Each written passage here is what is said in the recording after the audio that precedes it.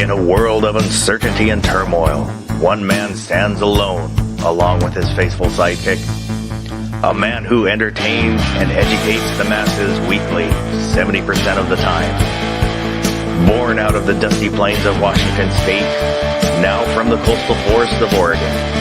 The man, the myth, the man. G23.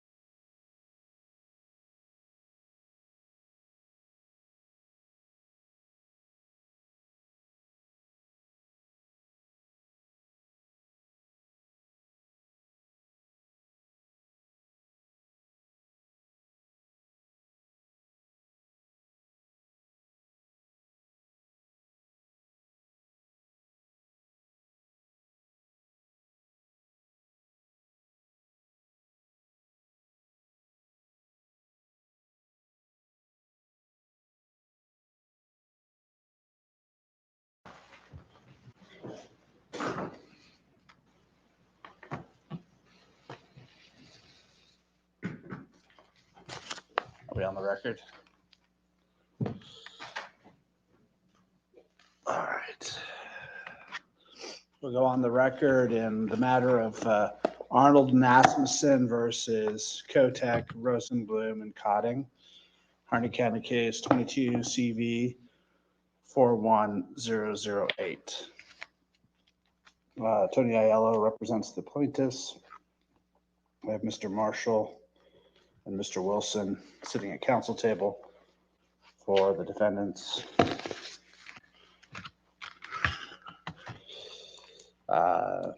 It's the defendant's case in chief, so I'll turn to you, Mr. Marshall. Good morning, Your Honor. Good morning. This morning, the defendants filed a motion for judicial notice. Yesterday, or I suppose last court day on Friday, expert witnesses were asked about two matters of government data, one relating to the CDC and the second related to the census data regarding Oregon's population. Right. In order to complete the court's record and have certainty on those issues, the defendants move for judicial notice of the CDC's current position, former position, and former position on the number of defensive gun uses per year, and as well as the U.S. Census Bureau population figures for the last 3 decennial censuses. These are facts capable of recognition simply through going to a government website, and are superior evidence to experts' memories, as expert as they are, of what the facts were as they are asked on the stand on matters they were not necessarily prepared specifically to testify on. Understood. Mr. Aiello? Your Honor, plaintiffs have no objection to the census data. I am a little lost on what defendants are seeking judicial notice for regarding the CDC. I'm looking here at the motion, and the motion appears to conflict with, or at least in my mind, conflicts with what Mr. Marshall just said. I don't know whether defendants are asking that the court adopt the 60,000 to 2.5 million number or not adopt it. No, they're asking that the court find that the CDC has abandoned the studies on the range of defensive gun use from 60,000 to 2.5 million per year. Okay. So, Your Honor, to that, plaintiffs have a couple notes here for the court. First of all, that number, the 60,000 to 2.5 million number, was relied on in Duncan v. Bonta deciding California's large capacity magazine ban. That decision came out on Friday.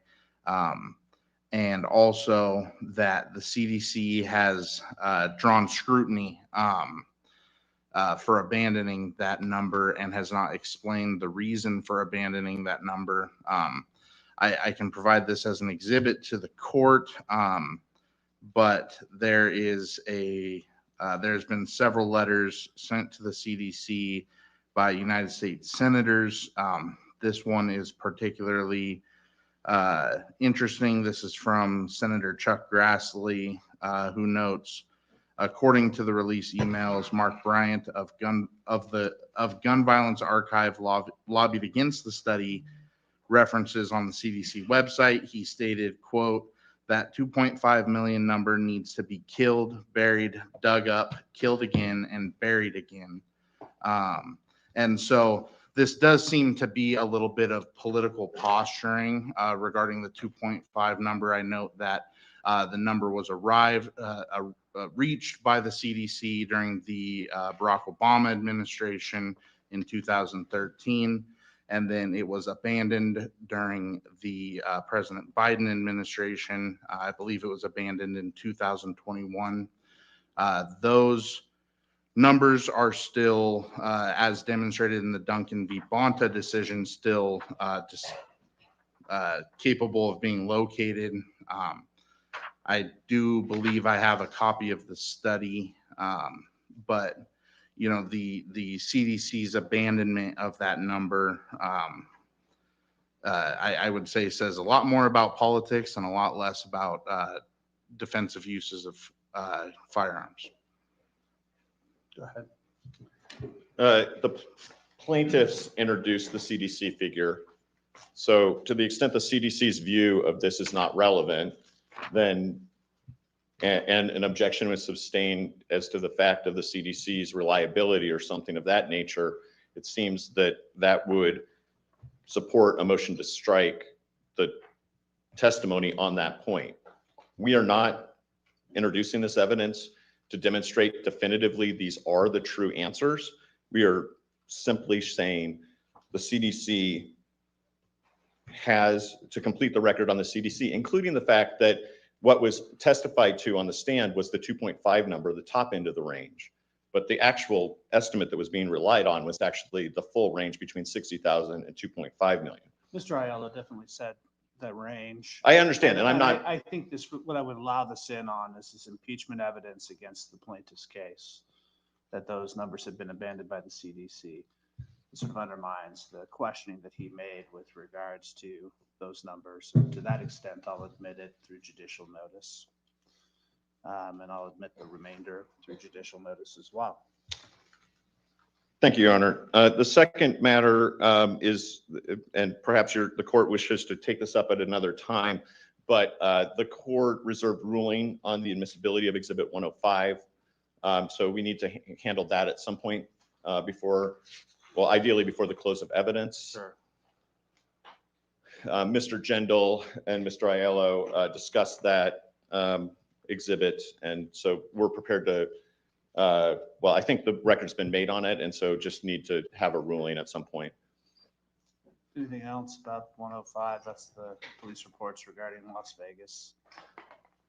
Yes, Your Honor. Plaintiffs would note, again, just as far as relevancy is concerned, this tragedy occurred in Las Vegas, Nevada. No law in Oregon will prevent a tragedy in Las Vegas, Nevada.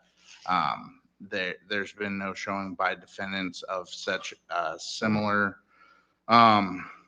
tragedy in the state of Oregon, and plaintiffs continue not only their hearsay objection, which I understand the court was considering, but also their relevancy objection.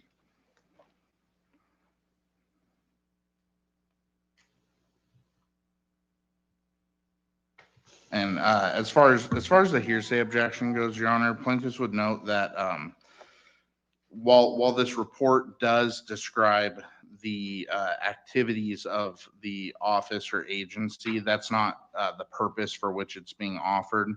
The purpose for which it's being offered is to show that so-defined large capacity magazines were utilized in the shooting. Additionally, plaintiffs note that the sentiment has been, well, the shooter used 100-round magazines.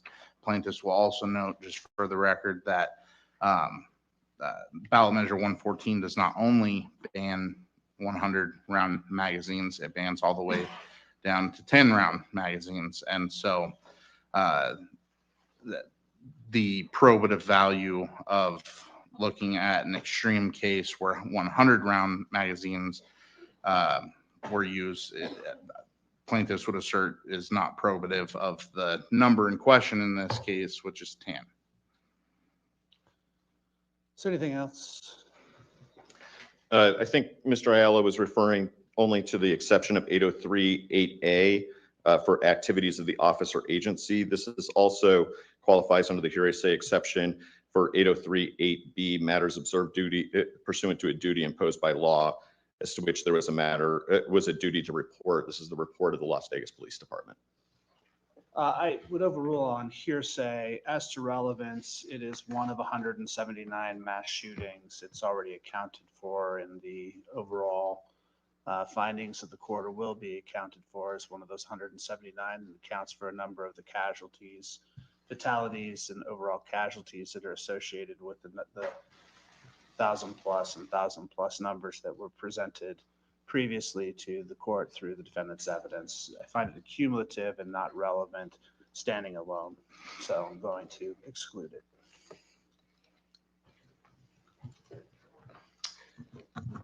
Your Honor, I don't doubt that these mass shootings are horrific. I've never suggested otherwise. Your Honor, the next matter for the court is defendant's motion for leave to file offers of proof. We filed that on Friday, presented both plaintiff's counsel and the court copies. The argument is set forth in the brief accompanying that motion, and we would rest on that argument. Your Honor, plaintiffs agree with Your Honor's prior ruling that the time to make such an offer of proof was at the motion in limine hearing to give plaintiffs appropriate notice so that they could also make their own offers of proof. Go ahead. I don't understand the offer of proof rule to incorporate any kind of notice requirement. Our understanding is that we are permitted to make an offer of proof when we understand that evidence or testimony has been excluded. As we argued last Friday, at the time of the motion in limine hearing, the motions were addressing general concepts, not specific witnesses. When these offers of proof are presented to the court, they incorporate our specific witness testimony that would have been presented at trial. We understand that Your Honor has made a ruling with respect to that, and so we're just simply presenting this motion, but haven't, I think we've set forth what our argument is in the motion. Well, in terms of Dr. Siegel, I've already ruled that the defendants failed to lay a proper foundation under 702. I'm not going to allow an offer of proof. I said that actually at the end of the presentation of that particular witness, and I'm not going to reconsider that determination now. As to the other three witnesses, they were not called, not sworn. I don't have any idea about their background or what type of scientific evaluation and opinion that they're rendering under 702, so I'm not going to allow it either. So it's the motion for offer of proof is denied, and I'll strike the filings.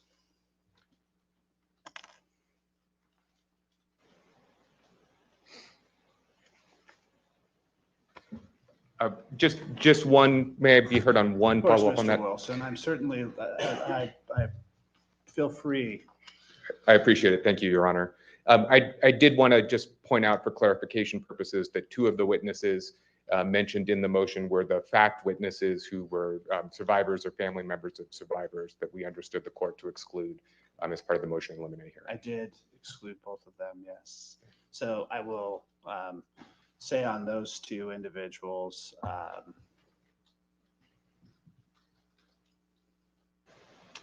actually thank you for pointing that out. Do you have anything further with regards to, so you're talking about witness 3 and 4, or is it 2 and 3? I believe they're 2 and 3. It's Joshua Friedland and Paul Kemp. 4 and 3 and 4. 3 and 4. My apologies, Your Honor. Anything further? You haven't had a chance to look at those offer of proofs with regards to 3 and 4. I'd be happy to leave it open for you to review those before I make a final decision on that. Yes, Your Honor, that'd be much appreciated. I have many unread emails that have pushed it down my list. Only 523 pages. Yeah. So it's a lot to read. Your Honor, plaintiffs would also note that this is still a facial challenge to the law and those witnesses. Right, I understand that. The foundational question is whether they can make an offer of proof of these eyewitnesses as a responsive pleading to the court's original finding that I wasn't going to allow this type of testimony because I don't think it's particularly relevant to the question of a facial challenge. I think they have a right on those types of issues to augment the record most likely, but I'll let you respond to that. The other ones, they have to lay a foundation, which they failed to do, at least with one. And I'm not going to allow offers of proof over that failing. So But I will consider 3 and 4 and potentially admitting it over your objection, just as an offer of proof in response to the court's previous ruling. I'll give you some time to think about it. Thank you, Your Honor. One last issue, Your Honor. We are making it at this time an oral motion for directed verdict under ORCP 60. We'll argue that motion as part of the closing arguments and by incorporating our trial brief. And with that, that would be our last issue before we rest. I noted the defendants filed a memorandum of law regarding the Oregon State Shooting Association and Multnomah County. I'll review that. I'll allow you time to respond to it in writing. I Understood. don't think Thank I'll you, be Your Honor. making a final decision today. There's a massive amount of information that has been provided to this court, and I want to think through all of the arguments that have been made by both sides and make sure that I come to the right conclusion of law. And then you provided at one point the selected definition of large capacity magazines, which is in this court's record. Did you have a specific basis for this? It was in reference to some testimony Mr. Georgiolitis provided, and I will also be addressing it during the closing argument. Okay, so this is to sort of say that these different states have similar laws to the one being proposed here in Oregon, and you're still able to buy modifiable magazines in those states. Yes, in part, Your Honor, we'll be making an argument under the borrowed statute rule. Okay, And I don't know that rule. I'll do my best to explain it. I wasn't familiar with it myself, Your Honor. And Your Honor, plaintiffs do have a motion regarding those laws. Plaintiffs are going to ask to strike those laws and are prepared to argue that now if the court's prepared to hear it. So this was offered in the case in chief. It wasn't ever offered, but it was filed in the case in chief. What are you wanting me to do with this? It's not currently evidence. It's something that was filed. Agreed, Your Honor. We provided it merely as a reference for the court so that the court could have those statutes in front of it as we discuss the statutes in our closing. It wasn't intended as a separate motion. You can argue it then too in your rebuttal or before. So you're closed? I'm sorry, say again, Your Honor. Closing? Yes, I'll address it during closing. Okay, and you're resting at this point in time. At this time, the defense And rests. you moved under ORCP 60 for a motion to dismiss the plaintiff's pleadings. For directed verdict, yes, Your Honor. Directed verdict.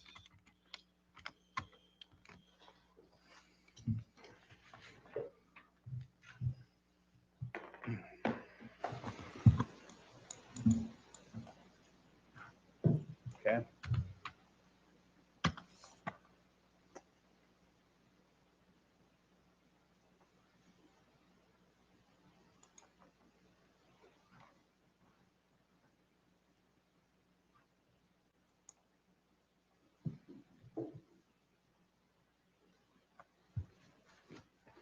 You'll have to make the motion at a different time. You haven't made it at the right moment under the rule.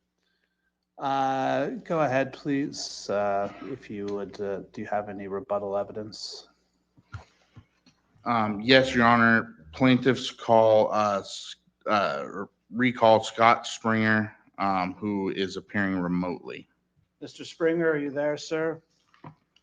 I forgot my note. Oh, no, I didn't. Yes, I did. I left my notepad in just I have to get another notepad. Yeah. Mr. Springer, are you able to hear me? I am here, sir.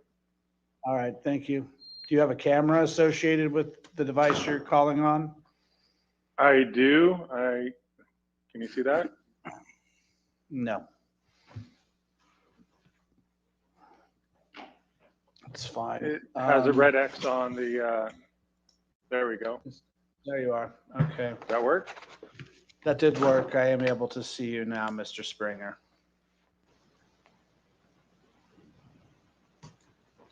And Mr. Springer, you're still under oath in these proceedings. Do you understand? I do. All right, go ahead, please, Mr. Aiello. Thank you, Your Honor. Mr. Springer, you observed Mr. Yurgielaitis' testimony, correct? I was able to watch part of it. The internet here in the country wasn't so good, but I watched a large part of it.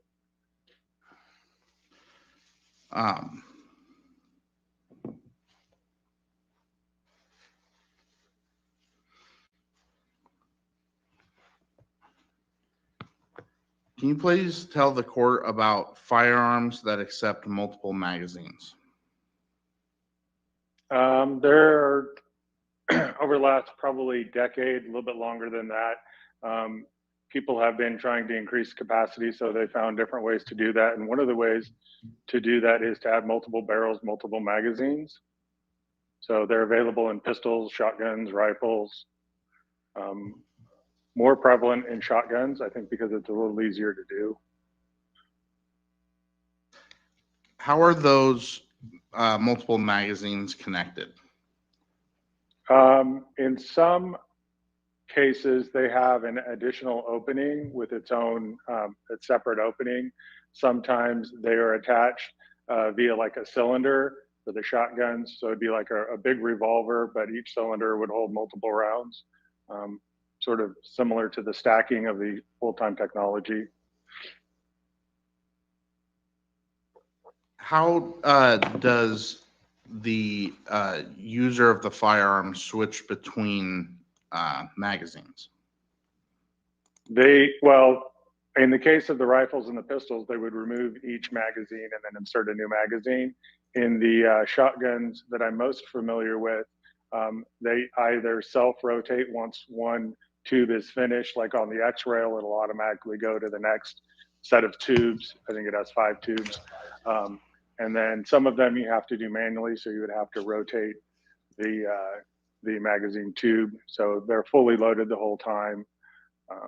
But you would just, once you're done, emptied one, go to the next one, shoot, go to the next one, shoot till you're done. What are the capacities of the shotgun you were just speaking about with, I believe you said 3 tube magazines that you manually rotate? What are the capacities of each individual magazine? I believe they're between 5 and 7 rounds, depending on the model. There are several manufacturers that make them, and then there's manufacturers that make them that have dual barrels and dual magazines that I don't really know how to describe other than that, is that there's 2 sets of barrels and 2 sets of magazines. So would it be correct to say that the individual magazines fall below 10 rounds? Correct. And would it be correct to say except for the that X-Rail? With the X-Rail, it can hold more. So with these subjects, there may always be an exception, and there may be one that I'm not aware of. I mean, there's so much stuff out of there. I'm very aware of a lot of things, a good deal amount, but there may be a rare exception. are there some that accept greater than 10 rounds in each individual magazine? There may be, I think, with the X-Rail, depending on the length of the shell you're using. Do some of the firearms allow the user of the firearm to switch between magazines without pausing to manually change which magazine is feeding into the firing chamber? Correct. Yes. Can you tell the court an example of one such firearm? The X-Rail, and that can actually be fit to a standard shotgun. It isn't manufactured as that shotgun, so it can automatically, change magazines. What's an example of a pistol that allows the use of multiple magazines? There is one example, and there's so much on my mind right now. I can't remember the model off the top of my head, but it is actually a 1911. Which, can I show examples so that I don't have to wave my hands this time, or is that okay? Your Honor, is it okay if the witness shows a firearm? Any objection? No objection. Go ahead. You can go Okay, ahead, so Mr. Springer. This is a 1911. So the model that fires this actually has, the frame is twice as wide. It has 2 openings. It has 2 barrels and a trigger. So in each shot, it'll fire 2 shots and it'll take rounds from each magazine. And for those, what is the capacity of each individual magazine? Between 7 and a lot more than that. They have custom magazines that get really big. So for the 7-round models, the total amount of rounds utilized in the firearm would be 14? Would be 14. Plus 1 in the chamber? 2, because it has 2 chambers. So 16 rounds total, right? Correct. Are there also rifles that utilize multiple magazines? There's a few variations in the AR style, AR-15 style, that utilize a similar configuration as I just showed you. They also stack them. Is it okay if I show firearms again? Yes, Mr. Springer. I mean, I just want to make sure everybody's clear. This is an oral record, so, but okay, go ahead. Oh, Understood, just Your for Honor, just a clarity, if demonstrative. you have any questions. So that they would be stacked in this orientation versus this orientation. So they would be stacked vertically versus horizontally. And then there's also many configurations of Gatling gun type, where they will take 2 of them together and feed them via either magazines or belts. So there would be multiple magazines or belts.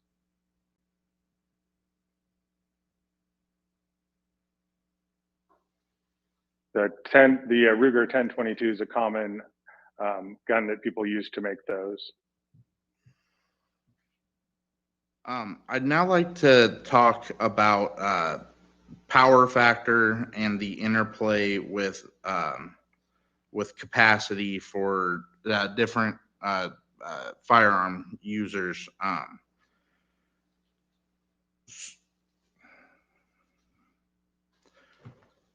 Do you recall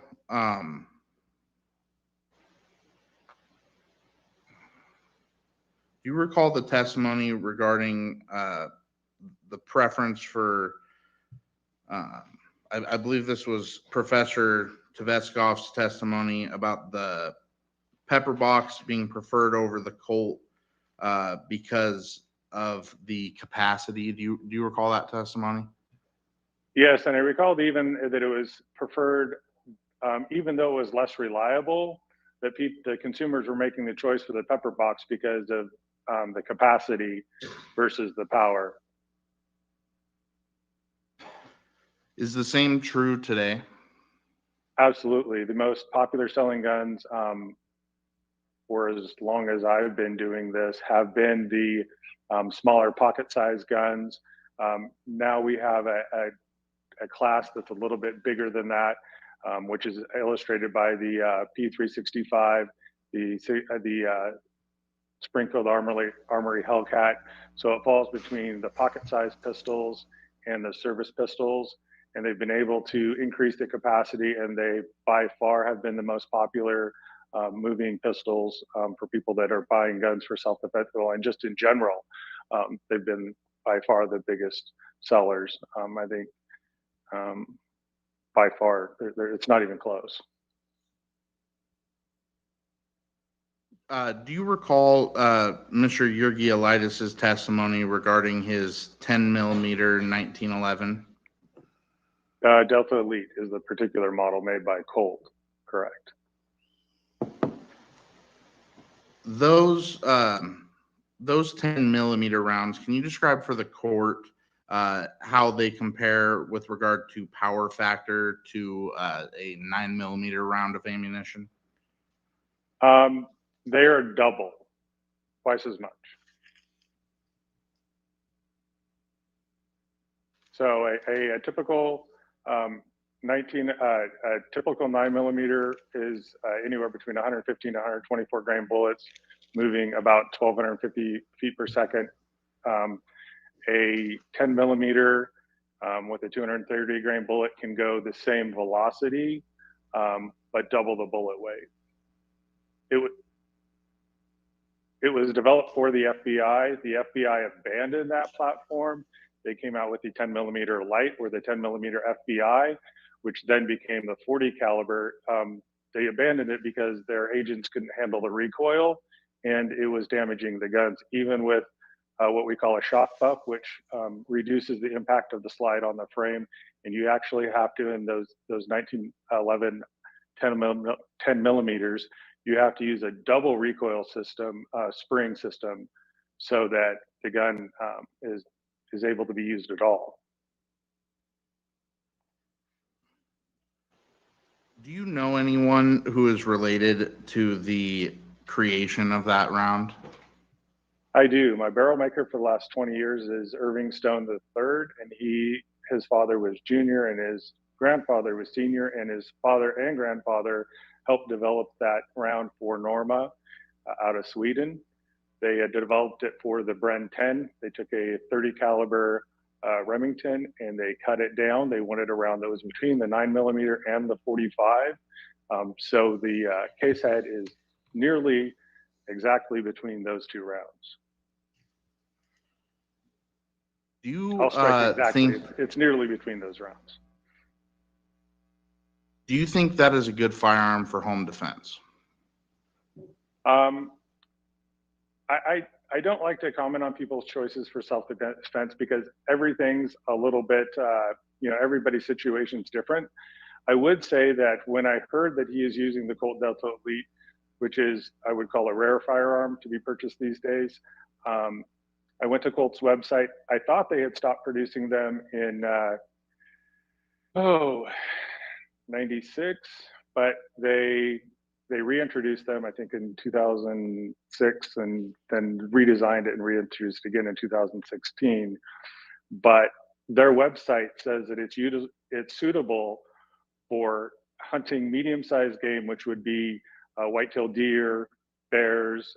You could go all the way up to, if you were in bow hunting distances, you could go up to elk and moose. And then they also say that it is, I may butcher this. You can go to their website and find out exactly for sure, but it's special security operations, which I would assume would be like the elite of the elite military type applications, but they do not list it for self-defense. They do list the 45 version and the 9 millimeter versions for self-defense. Your Honor, we move to strike the testimony of what the Colts website says is hearsay. He's an expert witness and he can rely on hearsay. I don't believe a foundation has been laid for Mr. Springer to rely on the websites. Mr. Springer was qualified as an expert as a gunsmith, not as an expert in the commercial sale of firearms. He's a gunsmith and he understands the technical aspects of the firearm, and he's testifying regarding the technical aspects of the firearm, including what the manufacturer recommends regarding the firearm. That doesn't mean that he would have an expertise in the truth or lack of truth of what's reported on a website. I absolutely agree that Mr. Springer has an expertise in the technical aspects of the firearm, but what a website says is not the technical aspects of the firearm. Plaintiffs will also note, Your Honor, that Mr. Springer is an FFL, and we can lay the foundation for commercial sales if necessary. Plaintiffs do not believe it's necessary, but he's an FFL and is actively engaged in the commercial sales of firearms through his business, Springer Precision. So the foundation can be laid if required by the court. Well, I'm going to sustain the objection without proper foundation. It's a hearsay. So that's what I would say.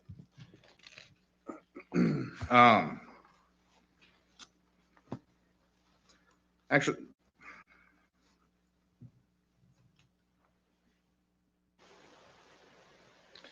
he was offered as a gunsmith. I knew he had an FFL, but he was offered in a different capacity to the court, and had no foundation for the remainder has been made. understood, Your Honor. Mr. Springer, regarding that round of ammunition, is one of the concerns that the round could go through walls more easily because of its power factor? That's a very big concern with that round is that it is high velocity, high bullet weight. So rounds that might be deflected by sheetrock, 2x4s, and other obstacles that you would find regularly in homes, that it will actually just go straight through it versus possibly being deflected with a lower velocity round or a lower weight round.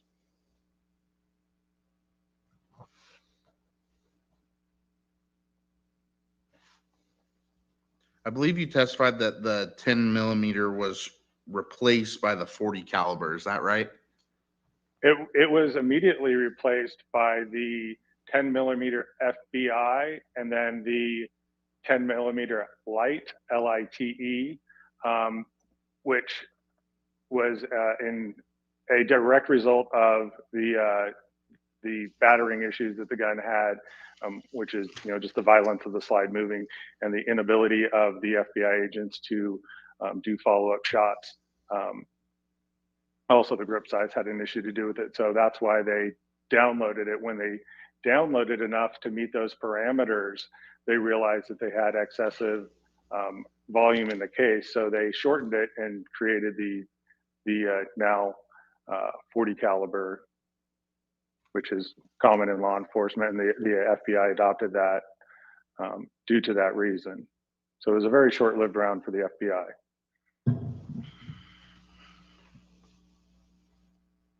Can you please describe for the court how power factor and capacity interrelate regarding a firearm for home protection versus a concealed handgun? Could you repeat that? I sort of got lost there. Okay. Can you describe for the court the interplay between power factor and capacity when choosing a firearm for home protection versus versus a concealed handgun? Okay, I think I understand that question. So what I would say is when you think of power factor, that's the amount of power being transferred to the shooter. So that's a calculation of recoil. So in a home situation, it may vary. If you're a single person and you're the only person in your home and you also concealed carry, you might be able to use the same caliber for everything. If you have a home full of people that vary in size, experience, age, you might want something that everybody can use versus just one user in the home. So depending on your home situation, it could vary a lot. You might have some 22s, you might have some 45s, you might have a shotgun. A shotgun, like a 12 gauge, is not very suitable for, say a young teen-aged person or a small woman. They may not be able to handle that. It also has disadvantages in length if you have a small room. So having for home defense, you're looking at a different scope of user than I would say concealed carry in public, where you're looking at the individual user who's carrying it.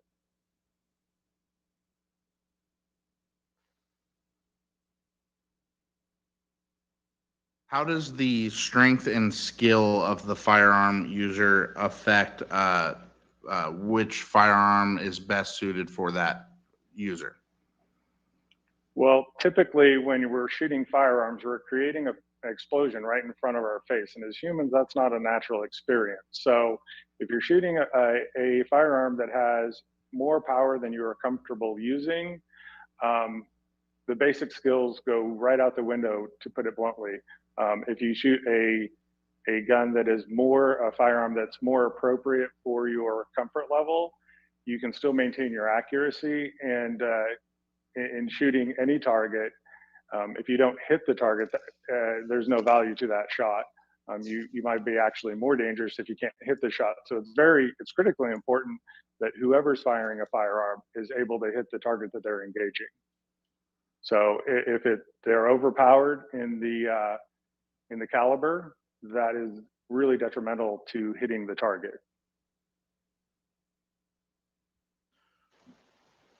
Are higher are are higher power factor firearms recommended for newer firearm users? Objection, Your Honor. I'm no Absolutely. longer clear what this, Hold on. I'm no longer clear what this testimony is rebutting. We haven't presented any, our case didn't concern power factors or the caliber of weapons. We didn't make any, present any evidence on this. So I would object that it's outside the scope of the case we presented. Your Honor, Mr. Yurgielaitis made some pretty sweeping recommendations about what it is that civilians need as compared to law enforcement. And specifically, he testified that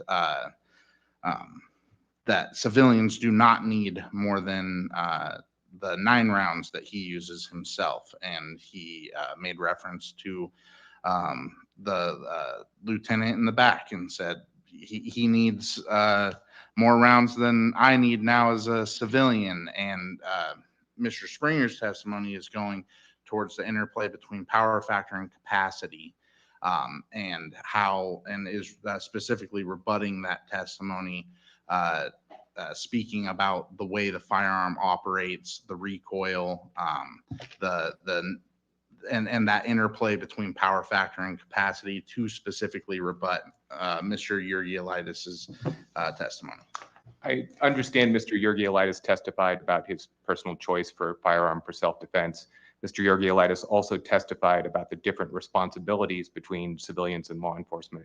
But that testimony did not concern, at least as I remember it sitting here today, power factor or caliber. It concerned what his responsibilities were as a civilian and how they differed from his responsibilities when he was a law enforcement officer. I also understand that some of this testimony was presented in plaintiff's case in chief, and it, at this point seems cumulative. I believe that, well, the way I understood Mr. Yurgielaitis' testimony was he was saying for self-defense, you only need a certain number of rounds. He indicated for himself he needed 9 rounds of a certain caliber. I'm going to overrule the objection. I am going to say that there's a point at which it becomes cumulative, and really we need to. Understood, Your Honor. And we're I'll overrule the objection. we're almost done with this section, Your Honor. And then Mr. Springer, I'm sorry, I don't think I got. Did you fully answer my question, Mr. Springer? I believe I did to the best that I understood it. Okay.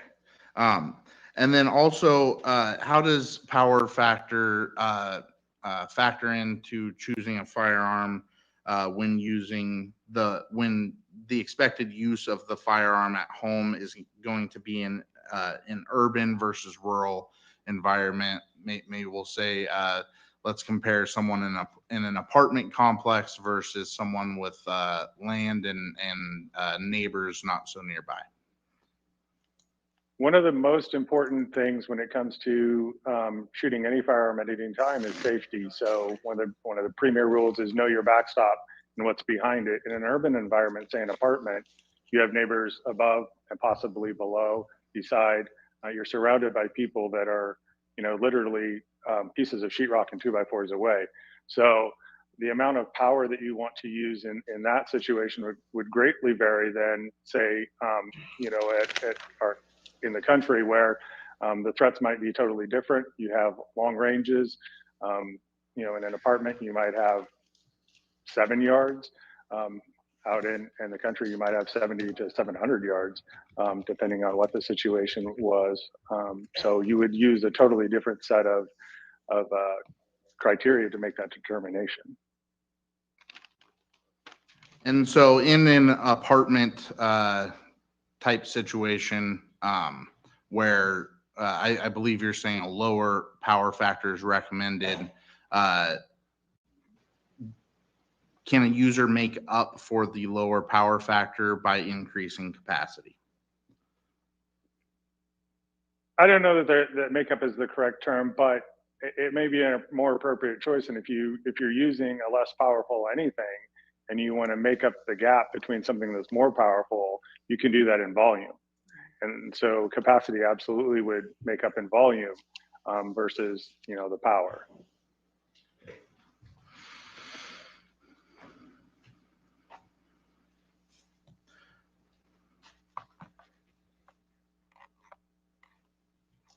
Mr. Yurgielitis testified regarding the availability of firearms that come standard with magazines of 10 or fewer rounds. Do you recall that? I do. Okay. Those are generally available for the subcompact and compact varieties, right? Objection, Your Honor. First of all, there's been no foundation laid for the witness to know the commercial availability of firearms. Second, Mr. Aiello's own witnesses, including Mr. Callaway, have testified about the commercial availability of firearms with various magazine capacities. We heard quite lengthy testimony that broke down the various sizes of the firearms, the kinds of magazines that came with each of those sizes. And I don't understand how entering additional cumulative testimony at this point makes any fact more or less probative. It's just a foundational question, Your Honor. I'm getting somewhere different than I believe Mr. Wilson expects I'm going. Well, maybe you should go there because Okay. I already have that evidence on the record. It is cumulative. Go ahead. Understood, Your Honor. Mr. Springer, do subcompact and compact firearms have more muzzle movement? Typically they do. Why is that? Because you have less leverage to counteract the recoil. With a shorter grip, you don't have anything to offset the bullet coming out of the end of the muzzle. So with a longer grip, which can be achieved several ways, you can counteract that by putting leverage towards the bottom of the grip. So the longer the grip, it would be the same as prying up a rock with a 1 foot pry bar versus a 3 foot pry bar. It's just merely a matter of leverage. When you take your support hand, you lock your wrist out, you apply the pressure to the very bottom of the grip that counteracts that recoil of the firearm as the bullet leaves the barrel.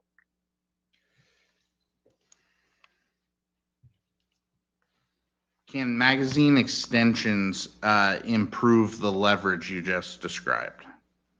They absolutely can. If you can't get your entire hand onto the grip, they can allow you to get, say, I don't know what they call this finger, but your third finger and your pinky onto that, which would add another inch of leverage to that grip. And that's very significant, especially in the percentage of the grip that you're gripping. If your grip's 3.5 inches and you have an extra inch to grab onto, then that's quite a bit of an advantage.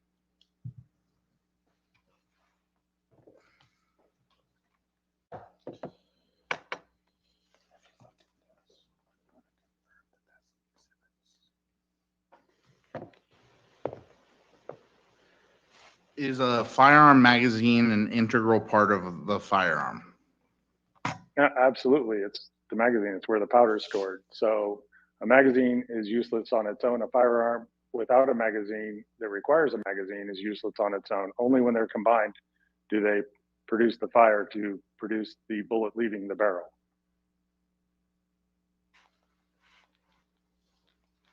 Are you familiar with the MP internal 10-round magazine? Very. It was one of I'm not sure of Yurgielitis. He presented that as one of the magazines that could only hold 10 rounds. Is that correct? That model without a different part can only hold 10 rounds, and that if that caliber is inserted.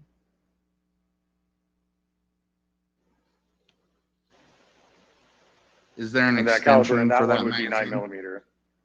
There are. We manufactured them. I designed one many years ago. You heard Mr. Yurgielitis' testimony regarding tools and parts, right? Correct. Are tools necessary to maintain any firearm? Correct. Yes, they are.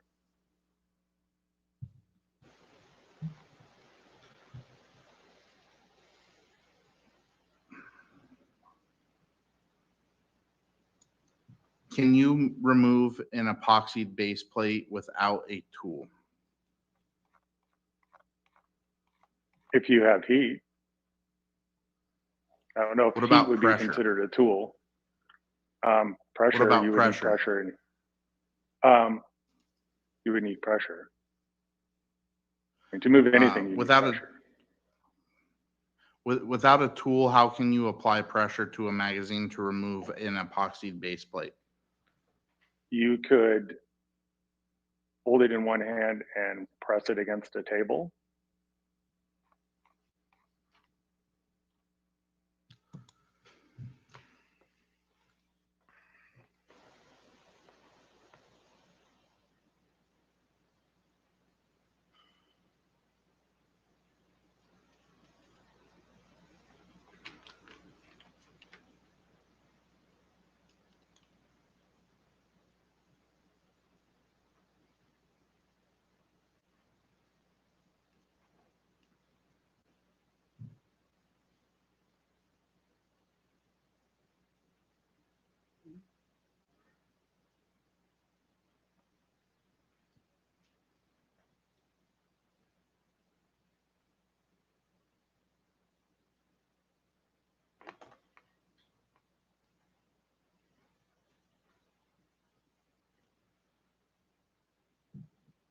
For the firearms that utilize detachable magazines today, how would a citizen create their own magazines for those firearms? Objection outside the scope of our case. I don't believe we presented any testimony on this, and this appears to be an entirely new issue. Your Honor, Mr. Yergilitis testified about kind of speculatively plaintiffs would assert about the market, and that's what this testimony is going to. I'll sustain.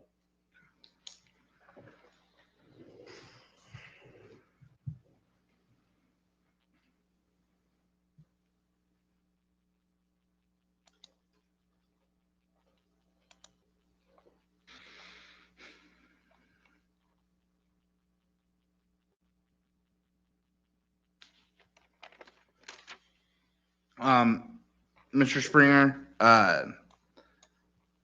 do some 40 caliber magazines accept 9mm rounds? Yes, absolutely. In a magazine that is made for a 40 caliber firearm, and is limited to 10 rounds, how many rounds of 9mm ammunition can you fit in that magazine? Well, there's a huge variety of magazines, but what I will say is that, as we discussed earlier, the 10mm round, which is also the same diameter, I mean, it's a 40 just longer, basically. They designed that between the 9mm and the 45. So due to the diameter differences, if you use say a 1911 magazine that has that will only hold 10 rounds without any tools or parts or anything else, that magazine, using the math and using practical experience, will hold an additional round. So the difference is about 40 thousandths. So if you multiply that by 10, the diameter of a 9mm casing is about 381 or something like that. But so using the smaller diameter round in a 40 caliber single stack magazine, simply a straight up magazine, you will get an additional round. The same thing would go with the 45 and the 40 if they're, like in the 19 configuration where the length is the same, and you could insert it and use it in the same firearm.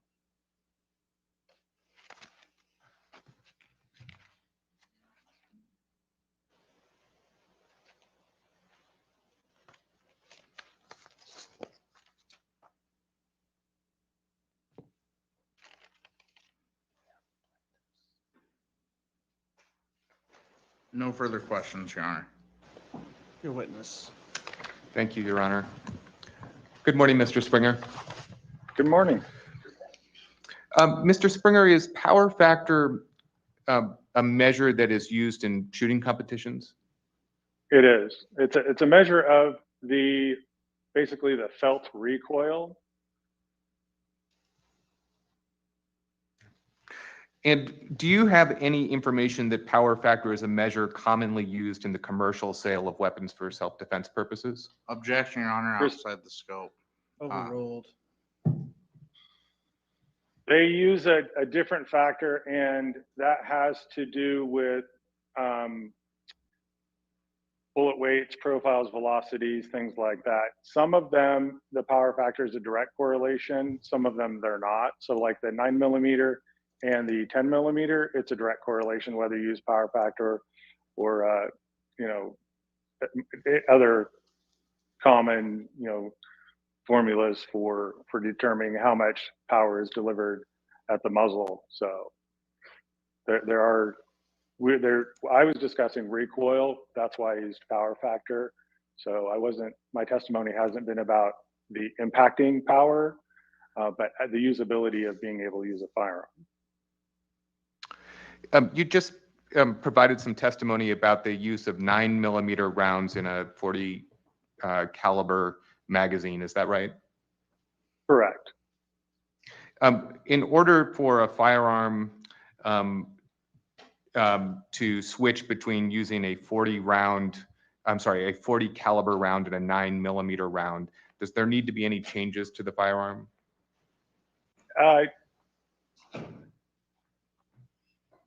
How detailed do you want me to be?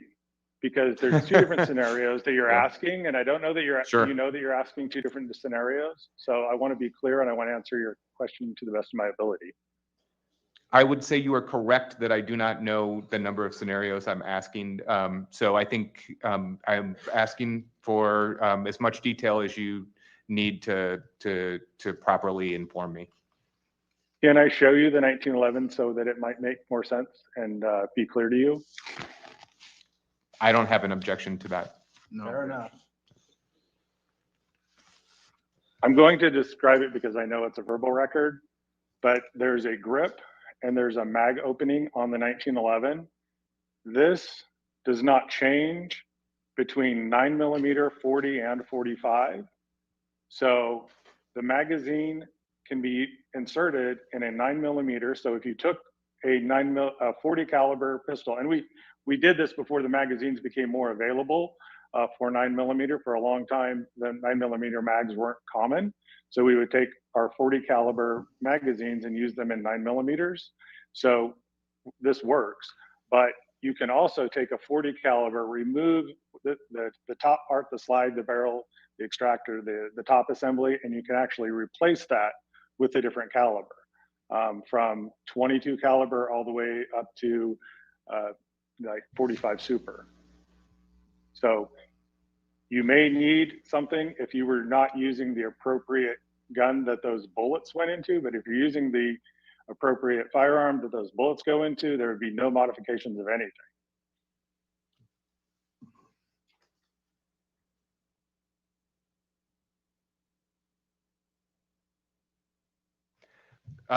And I think this is obvious enough, but you would put different ammunition into the magazine. In other words, in using it in 9mm, you'd have to use a 9mm round. Using it in 40 caliber, you would use a 40 caliber round.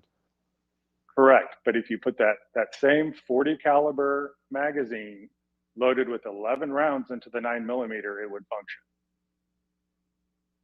So, and when you say I believe it is, if you had Go ahead, two I'm sorry. guns, if you had two guns, one's 40, one's 9mm, that the capacity of that, I believe the capacity of the magazine is what is at issue. So if you put it in the appropriate caliber for the gun, it will fire. Unfortunately, we found out with a customer who actually did fire 9mm through a 40 caliber and called to complain that their accuracy was really bad and the gun wasn't very reliable. Yes, you can shoot 9mm out of a 40. It's just not very good or recommended.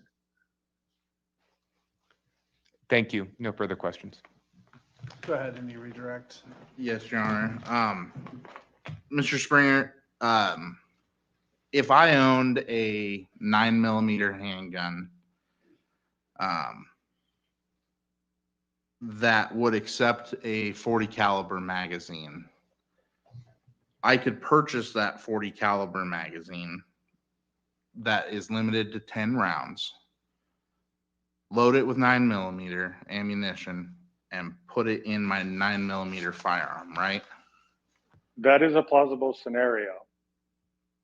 So the magazine being limited to 10 rounds would, being designed for the 40 caliber, would appear to only accept 10 rounds of 40 caliber, but could accept 11 of 9mm ammunition. Do I understand you correctly?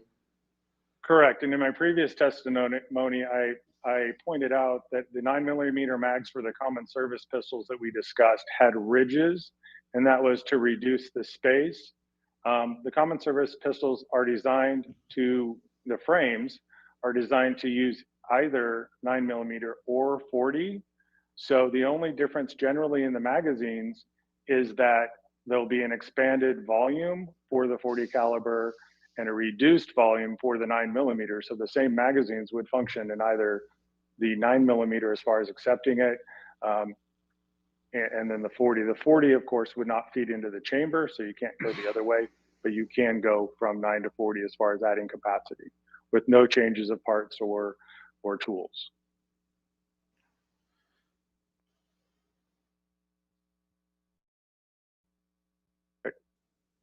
Why do you use power factor as your as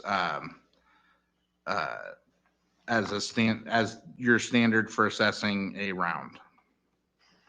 I use it in this specific case because we're talking about the totality of the population of Oregon and the Oregonians that would be using these firearms, and the ability to control those firearms is crucial. So that's why I chose to use firearms in this application. In other applications, I might use another term, but being able to control your firearm and make sure that the rounds are going to your target in a way that's controlled and accurate is the number one requirement for me in getting rounds to a target, which I think is the goal in self-defense.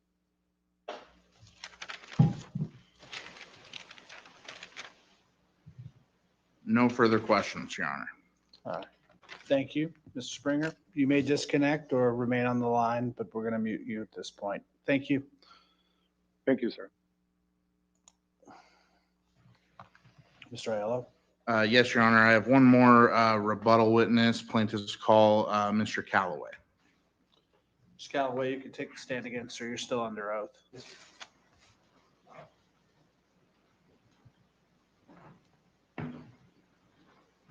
This is Benny Callaway from the case in chief for the plaintiffs. Go ahead, please.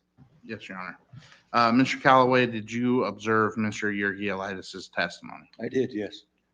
Do you recall his testimony regarding a 10 round Glock magazine? Yes. Do you recall his testimony that that magazine could not be altered to accept more than 10 rounds without tools or parts? Yes. Have you modified that magazine without tools or parts? Objection. I'm ambiguous. I'm unclear what that magazine refers to in this line of questioning. I'd have you clarify for the record. Yes, Your Honor. Have you modified the 10 round Glock magazine utilized by Mr. Yergielaitis without tools or parts? Same objection. There were a lot of magazines in that testimony, and I do not know to which one he's referring. Do we have the exhibits of it? I believe it's exhibit 174, but I'm sure Mr. Callaway can identify it for me. It's in the box.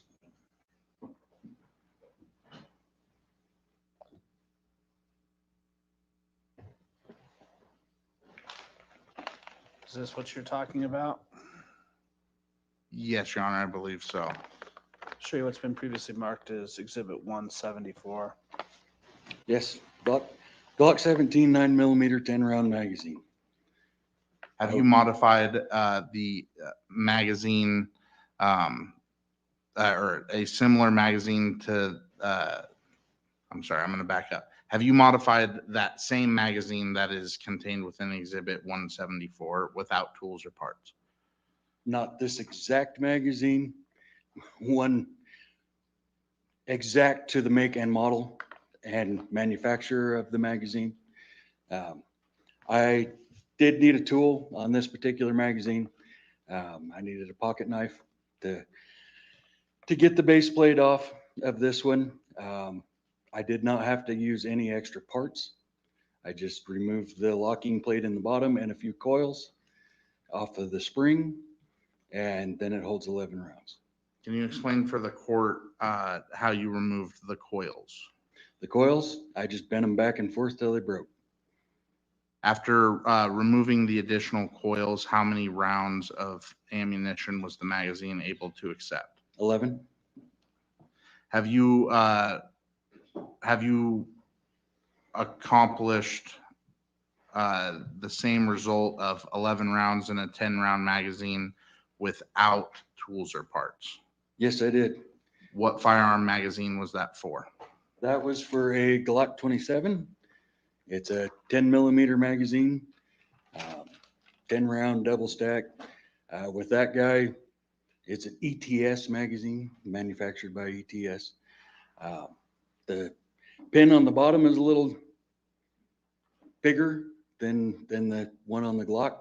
I was able to use my tooth to push that, slide the plate off, just remove the locking plate for that, reinstall the base plate, and it now holds 11. Did you also remove springs on that magazine? On that magazine, I did not have to remove springs, Did you have to remove anything? just the locking plate. So would that be fewer parts contained within the magazine? Fewer parts are contained in the magazine. Magazine capacity is shortened by the length of the tube or the amount of stuff in the tube, as in the follower, the spring, the retaining plate. So if you remove some of those components, especially if they're not necessary to function of the magazine. So the 10 round Glock magazine has extra coils in there to take up some of that space. So when you break those off, the magazine will still function just fine. If you need to make sure that retaining plate stays locked on there, you can bend the tail of the spring down to fit in the hole, and it will hold the base plate on for you. Yeah. No further questions. Mr. Wilson? Thank you, Your Honor. Let's start with the Exhibit 174. Do you still have that? I can get back for him. Not sure you'll need to look at it, but just in case. Uh-huh. And so when you modified this magazine, how long did it take? Around 15, 20 minutes. And I just want to make sure I understand the process. So you started by depressing the button at the bottom of the base plate with a pocket knife? No, I started by cutting the locks, Glock molds into the base plate to hold the floor plate on, base plate on. They're molded into the side. Those can be removed. They're not necessary. I've removed lots of them throughout my career. And then I used the pocket knife to depress the button on the bottom. You said cutting, was it the locks? Mhm. Did I get that right? Yeah. Okay. And how did you do that? With a pocket knife. Okay, so you cut the locks, then you used the pocket knife to remove the base plate. Yeah. Okay. And then once the base plate was off, what steps did you take? I determined how much extra spring was in the magazine that didn't require for it to function. And that was about 4.5 coils. And then I picked that spot and I bent it back and forth with my fingers till the spring broke, work hardened it, and put it back together, tried 11 rounds, and they went right in there. How did you know to choose 4 to 4.5 inches of spring? That's, I think you said coils. I'm Yeah, sorry, coils. coils. Yes, yes, coils of 4 spring. to 4.5 coils. How did you know that that was the appropriate when I amount? removed the base plate, spring, of course, stuck out of the bottom. And I looked at it and went, well, there's about 6 coils sticking out. I can take 4 of those off safely. And removed 4 of them, tried it, and that was all the further I needed to go. I'm just kind of curious, like how you knew that it was safe to remove 4 or 4.5 coils. Is that based on your experiences with firearms? Yeah. I'm sorry, yes. Thank you, sir. With respect to, so after you broke those coils off, how did you put the spring back into the magazine? Just slid it back in the same way it come out. And then put the floor plate back on. Did you fire the firearm? Did you insert the magazine into a firearm and fire it after this? I did insert it into a firearm, but I didn't fire it. I did cycle a few rounds through it to make sure it fed them into it like it should. Did cutting the spring reduce the spring tension inside the magazine? Yeah, it actually helped load it. I'm sorry, say again. It actually helped load the magazine. And did cutting the coils, in your opinion, affect the overall reliability and long-term use of the magazine? No, Have you continued to use that magazine? no, I've only tried it the once. Are there other Glock magazines other than this specific Glock 17 9mm 10-round magazine that you could modify in the same way? I imagine that you could modify a lot of them the same way. You use, I have not proven it. yeah, you have, Other than the Glock 27, this is the only one you've tried it on. the Glock 27 as well. Right, we'll come to that one in just a second. Sorry. No problem. Okay, so let's talk about the Glock 27. You described this as an ETS magazine? Yes. What did you mean by that? That's the manufacturer. It's an aftermarket magazine. Mhm. Kind of helps because it's clear. You can see through it and see what's going on inside. And so this particular aftermarket magazine is constructed in such a way that you could use a tooth to remove the base plate? Yep. Is that true for all aftermarket magazines? No. But you could use a pin or stick. Understood. With respect to this magazine, can you walk me through the process again of what you did to increase the capacity? So I used my tooth, not recommended. I had to chew on it for a little bit to finally get it lined up just right. The magazine base plate slid a little, which unlocked the locking mechanism, slid the floor plate off, removed the locking plate underneath it, slid the spring back in, slid the base plate back on, tried 11 rounds, they went right in. I didn't have to remove any spring on that one. So what did you change about the magazine if you didn't remove spring? I removed the locking floor plate. So you took that piece out of the magazine? Yep. Can you describe that piece to me? It's just a little piece of plastic with a dimple on it that fits in the base plate to keep the base plate from sliding off. So the purpose of that piece is to keep the base plate secure? Yep. Did removing that piece affect the security of the base plate? Yes. How so? So without it being locked into place, the base plate could slide off. Mostly when it's unloaded. When it's loaded, it's under enough spring tension it would hold it. But if you needed that to be locked, you could bend the spring to take the place of that locking plate and protrude through that hole and hold it into place. How long did this process take? That took me about 5 minutes. Did you try a similar process with any other aftermarket magazine? I didn't have any other 10-round aftermarket magazines in my shop that I was willing to sacrifice. When did you perform these modifications? Saturday.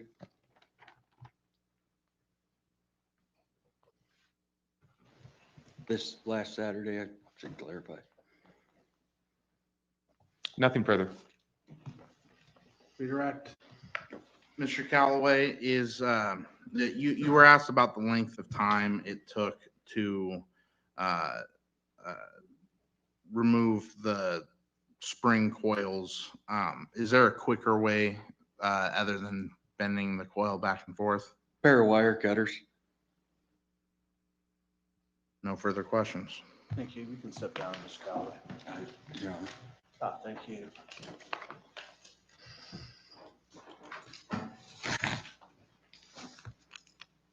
Mr. Aiello.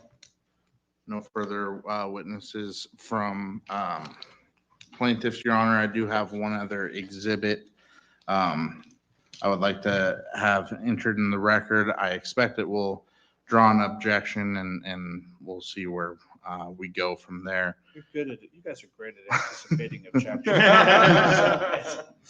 Never had a litigation where I'm sure they're going to object to this. Go ahead.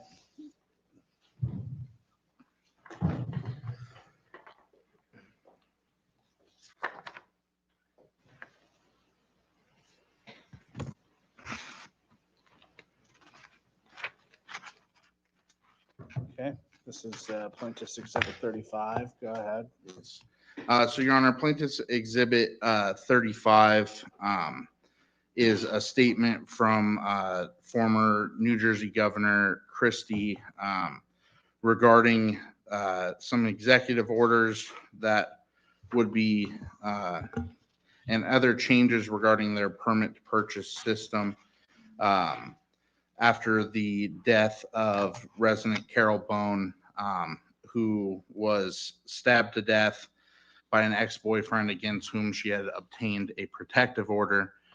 She died waiting for a permit to purchase a firearm after it went beyond 30 days, as the 30-day requirement is consistent between the former the New Jersey permit to purchase program at the time and the Oregon permit to purchase system under ballot measure 114. Plaintiffs believe that this is relevant to the proceedings and is, I'm guessing, on a hearsay objection, and plaintiffs are prepared on the hearsay objection as well. I'd imagine they'd want it admitted. I'm not going to let it be admitted because it opens up it's something I've already excluded consistently through these proceedings. So I'm not admitting 35. And to make our record, we object on the ground. Well, I think as the court just mentioned, the application of on relevance grounds, the court's prior ruling with respect to Dr. Siegel's testimony on the efficacy or public safety implications of other states' permit to purchase policies has been excluded by the court. My understanding is based on relevance. So that ruling would apply equally to this. If the court would reconsider, we would be happy to recall Dr. Siegel on that question, but I don't think the court will reconsider. We will also object on hearsay grounds. We do not believe this is subject to any hearsay exception. I'll sustain.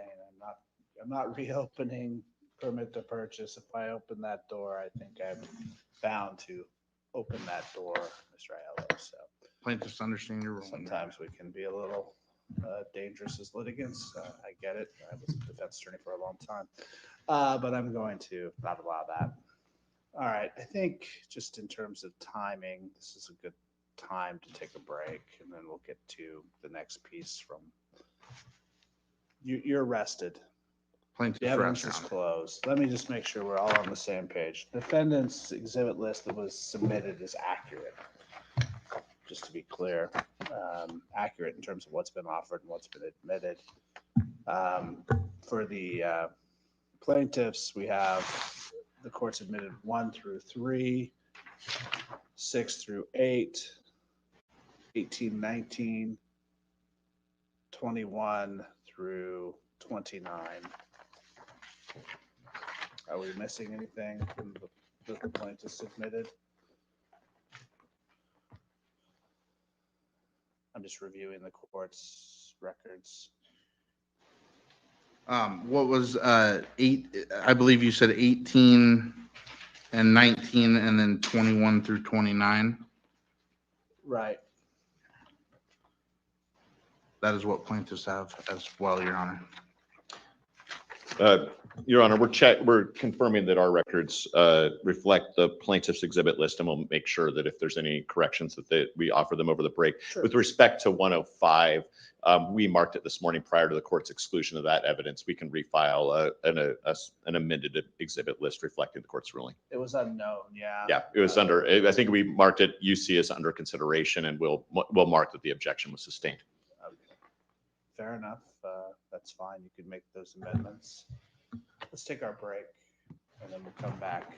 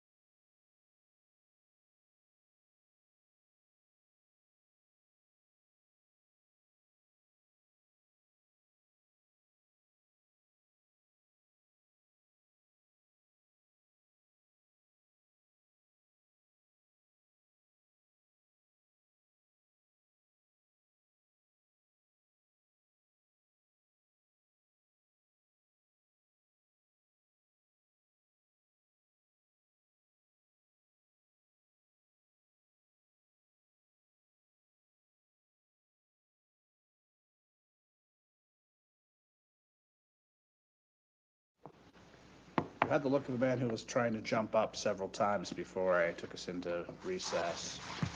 Oh, me? Yes. That's Yes, why Your I'm Honor. looking at you.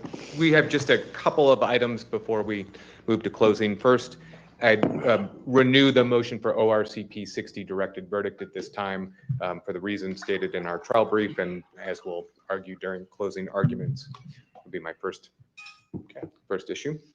And second, Your Honor, I understand that Mr. Aiello is considering the motion for leave to make offers of proof. I did hope that Your Honor might indulge us in one attempt to clarify our position in the record. With respect to Melissa Breimer, who I believe is number 2, our understanding, Your Honor, is that her testimony is excluded as a result of the motions in limine ruling that the impacts of tragedies on surviving family members is excluded. Dr. Breimer would have testified about her work with surviving family members of the Sandy Hook and other mass shootings and provided testimony about that experience and her findings. So we don't understand the court to have excluded her for lack of foundation as an expert witness, but just wanted to make sure that that was clear, that that was our argument and we understood your court's ruling. I haven't had a chance to really look at it much. I just saw that the first witness was somebody who was called, and I had already said I wasn't going to accept an offer of proof for him. So that sort of, the remainders, I really haven't looked at it very carefully because I had chores this weekend. We understand, Your Honor. Got it. So. And Your Honor, from plaintiffs, what timeline, by when would the court like a written response? I think by Monday, next Monday, the 2nd, I'll close the record at that point. Thank you for the time, Your Honor. I believe the only other matter is the exhibit list, which Mr. Marshall will. And we agree with the list of exhibits the court has admitted that were on the record, plaintiff's exhibits that were admitted. Thank you.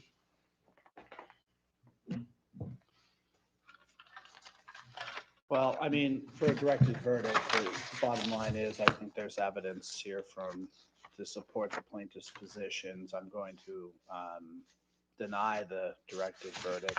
I believe there's sufficient evidence for the court to weigh on the issues that are in front of it pursuant to the statute. So. Are we ready then to proceed to closing argument? We are, Your Honor. We are, Your Honor. All right. And Your Honor, plaintiffs expect that the court may have questions during closing argument that may require plaintiffs to refer to case law. If I'm incorrect, just let me know.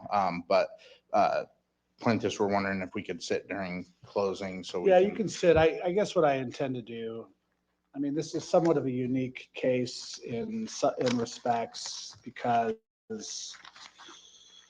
we really have two things that have occurred. We have a significant amount of evidence on large capacity magazine issues, not a significant amount of evidence with regards to permit to purchase. I sort of anticipate in the closing arguments focus on both topics, and I think what I'm going to do is I'm going to hear both of you out. I'm going to do my darndest to remain silent. As you've been able to observe, that's hard for me, but I'm going to do my best.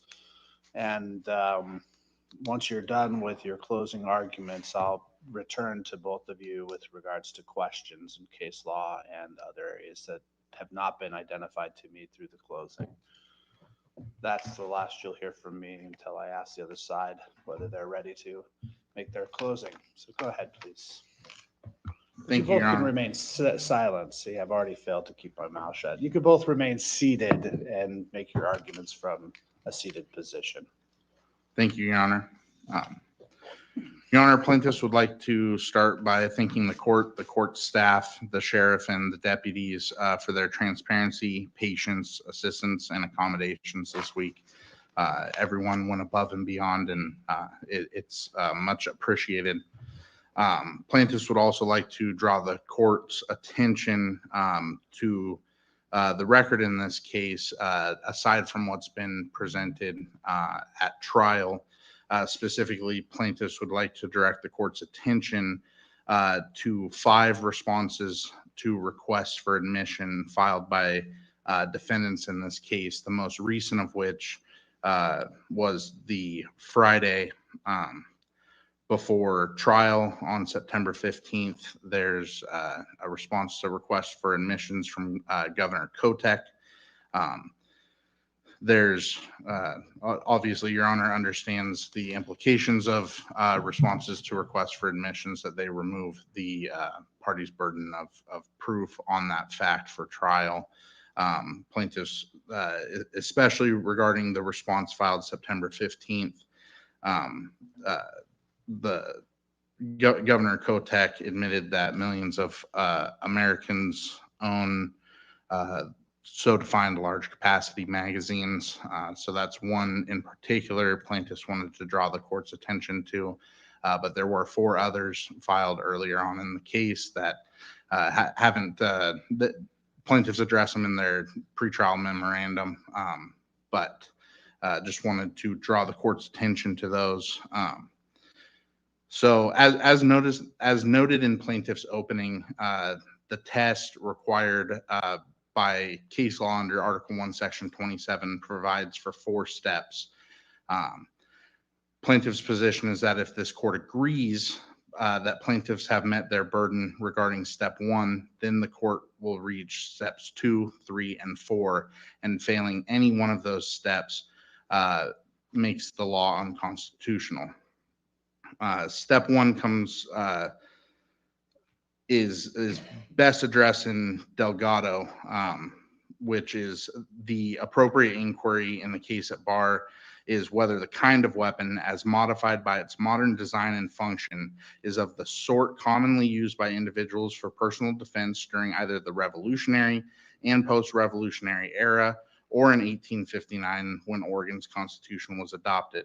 In particular, it must be determined whether the drafters would have intended the word arms to include in Delgado the switchblade knife as a weapon commonly used by individuals for self-defense, and that's Delgado 400 to 401. Importantly, neither Kessler, Delgado, nor even Oregon State Shooting Association stand for the proposition that the historical predecessors must have been found in Oregon. In Kessler, the court specifically noted the roots of Article 1, Section 27 in other older constitutions, including those from other states, the American colonies, and even England. Also, Delgado does not stand for the proposition that the firearm or firearm capabilities considered in, or the arm capabilities considered in the law must have an identical counterpart in history. Such a conclusion is counter not only to Article 1, Section 27 case law, but constitutional case law in general. It would also read out of binding case law the allowance of modern designs and functions. Delgado specifically contemplates a switchblade, which, as the court noted, is a knife with technological advancements to add a spring. I'd also like to direct the court to Delgado at note 4. And I'm going to read from that note. Quote, at one time, the single action, single shot handgun was carried by many men for defense. Did the development of the double action feature of the handgun or the addition of the revolving cylinder, which enabled one to fire the gun several times without pausing to reload as a matter of law, transform the handgun from a defensive weapon to an offensive weapon? Obviously, the gun, both before and after such changes, could be used for either defense or offense. Delgado is much broader than defendants read. Delgado seems to expressly contemplate that multi-shot or repeating firearms are protected by the Oregon Constitution. If a change, as Delgado contemplated, from a single shot to a multi-shot firearm would not be such an astonishing change as to make the multi-shot revolver a different sort of arm, then the addition of a few rounds to the 4 or 7 that have been 427 that all of the experts agree were common in Oregon and in the West and in the United States in the 1850s in the form of the pepper box and the Colt revolvers. The addition of a few rounds is much less astonishing than going from multi-shot to or single shot to multi-shot. In step two, assuming the court agrees that plaintiffs have met their burden regarding step one. Step two, there are 4 decades of consistent Supreme Court case law that makes clear that manner of use and manner of possession laws are 2 of the 3 permissible types of laws restricting firearms. The others come from Cartwright, and that's 246, or 120, and Hirsch, which I will provide that citation later. I do not, I'll just do it now. Let's see here, is State v. Hirsch, which is 338 or 622. That covers the 3rd type of permissible arms restrictions. All other restrictions are per se unconstitutional. So looking at manner of use and manner of possession, that standard was first identified in Kessler. Kessler talks about the English statute of Northampton and a Massachusetts law forbidding shooting in certain areas as examples of manner of use, manner of possession laws. Kessler also cites as examples statutes prohibiting the carrying of concealed weapons and cites State v. Hart, and that's 66 Idaho 217, 1945, and statutes prohibiting the possession of arms by felons. And for that, Kessler cites to State v. Cartwright 246 or 120 at 418, and that's 1966. So those are the 3 types of permissible laws that that Article 1, Section 27 allows for. In Blocker, I'm sorry, Your Honor, I did not put the cites early enough. Blocker, State v. Blocker is 291 or 255. So in Blocker, the court specifically noted, quoting here, our decision in neither case goes to the question of permissible legislative regulation of the manner of possession or of regulation of the use of the billy. Later, the court notes the statute is written as a total proscription on the mere possession of certain weapons, and that mere possession, insofar as a billy is concerned, is constitutionally protected. Also in Delgado, the court again stressed this point, stating, we stress again, as we have stressed before, that this decision does not mean individuals have an unfettered right to possess or use constitutionally protected arms in any way they please. The legislature may, if it chooses to do so, regulate possession and use. The court goes on, this court recognizes the seriousness with which the legislature views the possession of certain weapons, especially switchblades. The problem here is that ORS 166.510 subsection 1 absolutely proscribes the mere possession or carrying of such arms. This the Constitution does not permit. And finally, getting to State v. Christian, which is 354 or 22, here at 29, the Christian court noted that the ordinance at issue had no effect on the manner of possession or use of firearms for self-defense at home. It also did not prohibit the mere possession of firearms in public, and specifically only regulated the manner of possession, and that is defined as being, quote, knowingly possessing or carrying a loaded firearm in public and recklessly failing to remove all ammunition. As the court also noted, it had a carve out for concealed handgun license holders. Nothing in Christian disturbed the then 30 plus year and now 40-plus year unconstitutionality of absolute proscriptions on the mere possession of protected arms. And no level of public safety benefit whatsoever can overcome the requirement that the law be manner of use, manner of possession, or restrict arms possession only to individuals as noted by Hirsch. Those are the only three types of firearm regulations that are allowed under Article 1, Section 27. In defendant's trial memorandum, defendants posit that manner of use or manner of possession includes both whether and to what extent a firearm may be possessed or used. Plainly, whether a firearm may or may not be possessed or used would be an absolute proscription, which is not included, as the case law plaintiffs have just gone over, states. And then restricting firearms to certain dangerous persons, that's the third type of permissible law. Cartwright stands for the proposition that arm ownership can be restricted from felons. Hirsch at 677 spells out the test to be applied. The test is as follows, quote, Article 1, Section 27 does not deprive the legislature of the authority, 1, to designate certain groups of persons as posing identifiable threats to the safety of the community by virtue of earlier commission of serious criminal conduct, and in accordance with such a designation, 2, to restrict, the number 2, and then to restrict the exercise of the constitutional guarantee by members of those groups. Defendants do not cite to any other type of absolute firearm purchase or ownership restriction that has been supported by Oregon's appellate courts. And so plaintiffs assert that those three are ballot measure 114 or its provisions must fit into one of those three categories.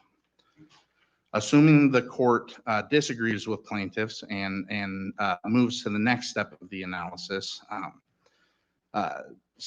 for step 3, defendants ask to be heard on public safety and are responsible for proving that ballot measure 114 furthers the stated public safety goals from the preamble.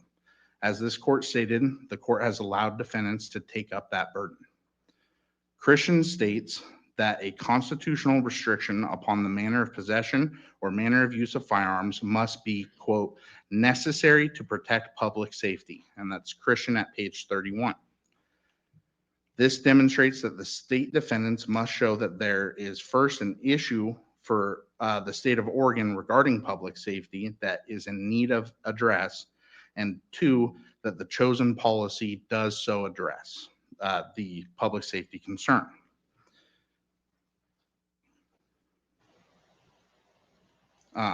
Hirsch notes that, quote, that is not to say, however, that the legislature's authority to restrict the bearing of arms is so broad as to be unlimited.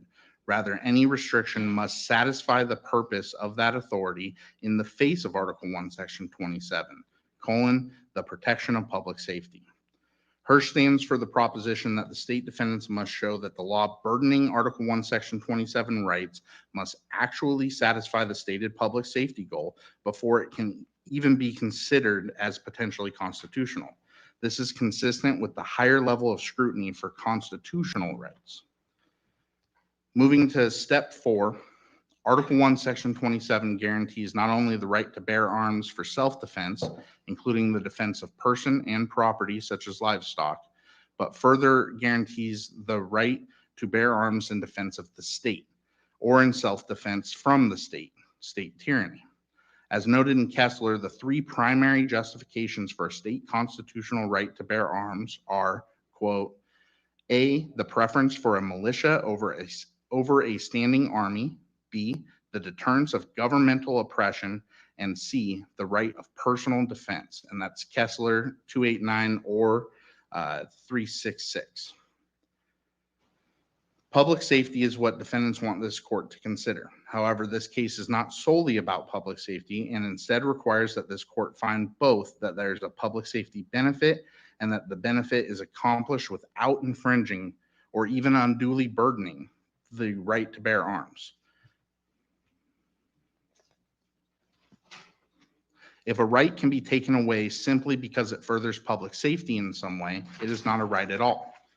I'd like to draw the court's attention to McDonald versus City of Chicago. That's 561 US 742. The pin site is 783 in 2010. And in that case, the court cited several types of rights that Oregonians and Americans enjoy that cause public safety concerns. So the McDonald court cites Hudson v. Michigan, 547 US 586. The pin site is 591 from 2006 that states, quote, the exclusionary rule generates substantial social costs. And the court continues, which sometimes includes setting the guilty free and the dangerous at large. The McDonald court also cites Barker v. Wingo, and that's 407 US 514, pin site 522, 1972. And in that case, they reflected on the serious consequences of dismissal for speedy trial violations, which means, quote, a defendant who may be guilty of a serious crime will go free. And then the court also cites Miranda v. Arizona, 384 US 436, 517 of 1966. And cites the Harlan dissent and the Justice White dissent, which objected that the court's rule in some unknown number of cases will return a killer, a rapist, or other criminal to the streets to repeat his crime. These are just a sampling of constitutional rights under the United States Constitution that have related provisions in Oregon's Constitution. And these rights cause public safety concerns. But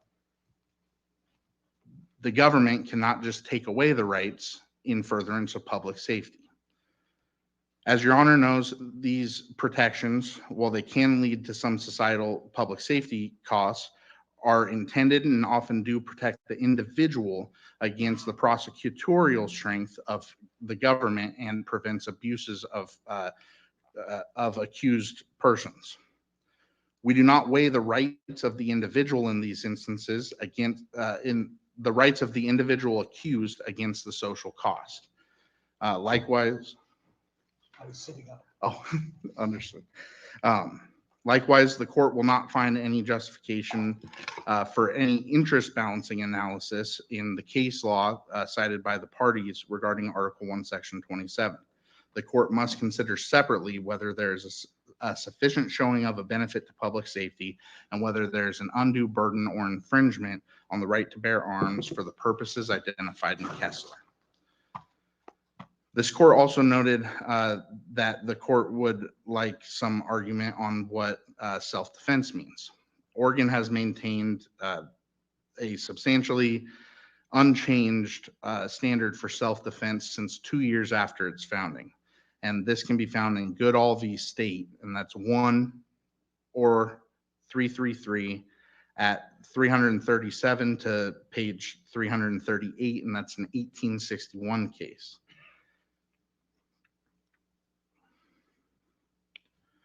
In that case, the court found that Oregonians have the right to use deadly force in self-defense when they believe that they or another person are in danger of death or great bodily harm, and that such harm was imminent. Imminence is key in self-defense. Article 1, Section 27 also allows you to be protected not only for defense of yourself and others, but also to protect livestock and other property. This is supported by Kessler at page 367 when the court referred as a justification for Article 1, Section 27, the quote, exigencies of the rural American experience, as well as persuasive case law cited in plaintiff's trial memorandum, specifically Heller, and that's 254 US 570 at page 628.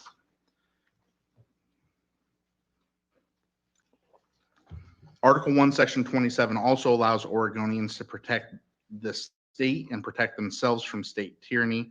Again, that's Kessler at 366.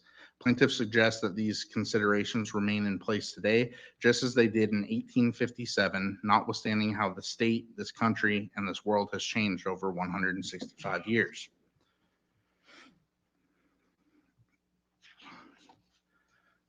This court will have to decide whether the law unduly burdens or infringes upon these rights. Laws that restrict the use of arms, including firearms, for the purposes identified in Kessler, per se, frustrate the right to bear arms. The question is the degree to which they frustrate the right to bear arms. Laws that totally restrict the use of arms, including firearms, for these purposes absolutely infringe on the right to bear arms. So if a protected arm is not allowed to be used for self-defense, it is a per se infringement.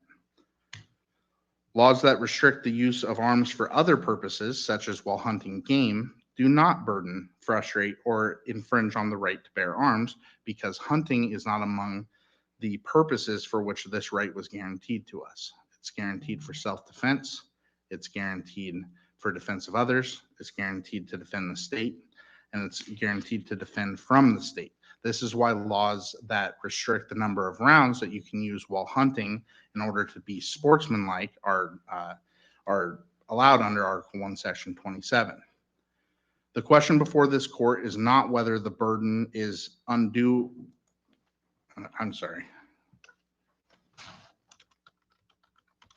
The question before this court is whether the burden is undue on self-defense and defense of the state, not whether it is undue in light of the proposed public safety benefits, because there is no interest balancing test in Oregon.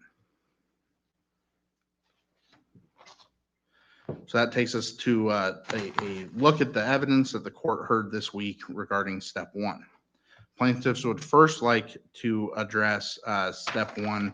In plaintiff's trial memorandum, plaintiffs assert that this court can decide step one regarding all aspects about Measure 114 without receiving any evidence. The reason is that pursuant to Christian, the court need not engage in a firearm by firearm, make by make, and model by model analysis where the law broadly applies to all firearms or such a vast majority of firearms as to make an arm by arm analysis untenable. Christian concerned a law against public carry of a recklessly loaded firearm. The law, by its terms, applied to all firearms. The Christian court did not say, well, this law is constitutional as it's applied to certain firearms, but unconstitutional or potentially unconstitutional as applied to others. The court went straight to the second step of the analysis. This distinguishes Ballot Measure 114 from the law considered in Oregon State Shooting Association. The facts of Oregon State Shooting Association are covered at length in plaintiff's trial memorandum. Defendant's memorandum filed last night misstates the facts of Oregon State Shooting Association as broadly applying to many different semi-automatic or so-called assault weapons. However, to briefly recount the facts, the case in Oregon State Shooting Association concerned a specific list of firearms which could be independently analyzed for their historical predecessors, as well as how that individual firearm was developed. I'm going from rote here, but I believe the total number of firearms banned in the case of Oregon State Shooting Association was 25.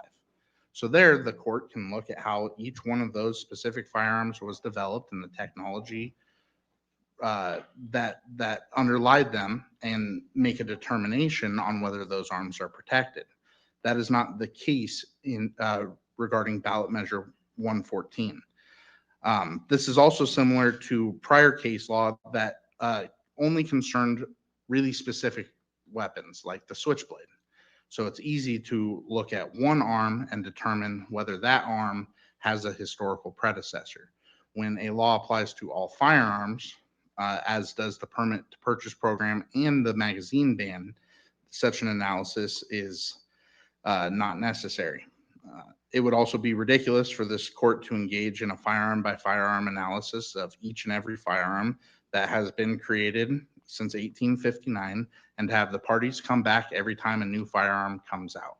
Here, the law broadly applies to all firearms, and the court should move to step 2. This is true as well for the permit to purchase program. This question, conveniently for the court, was answered by the parties' fourth stipulation that the law applies for detached ammunition feeding device or magazine. Defendants have not produced for this court any red apples supporting their interpretation. The only exceptions were noted by plaintiffs and unrebutted by defendants. And those 3 come from section 11(1), little d, big A through C, and that's page 26, line 16 to page 27, line 2 of the text of the measure defendants have submitted to the court.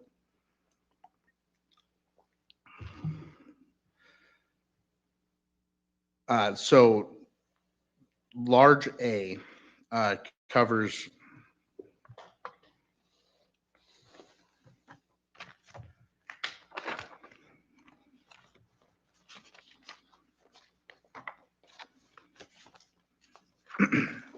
so large A covers, quote, an ammunition feeding device that has been permanently altered so that it is not capable now or in the future of accepting more than 10 rounds of ammunition.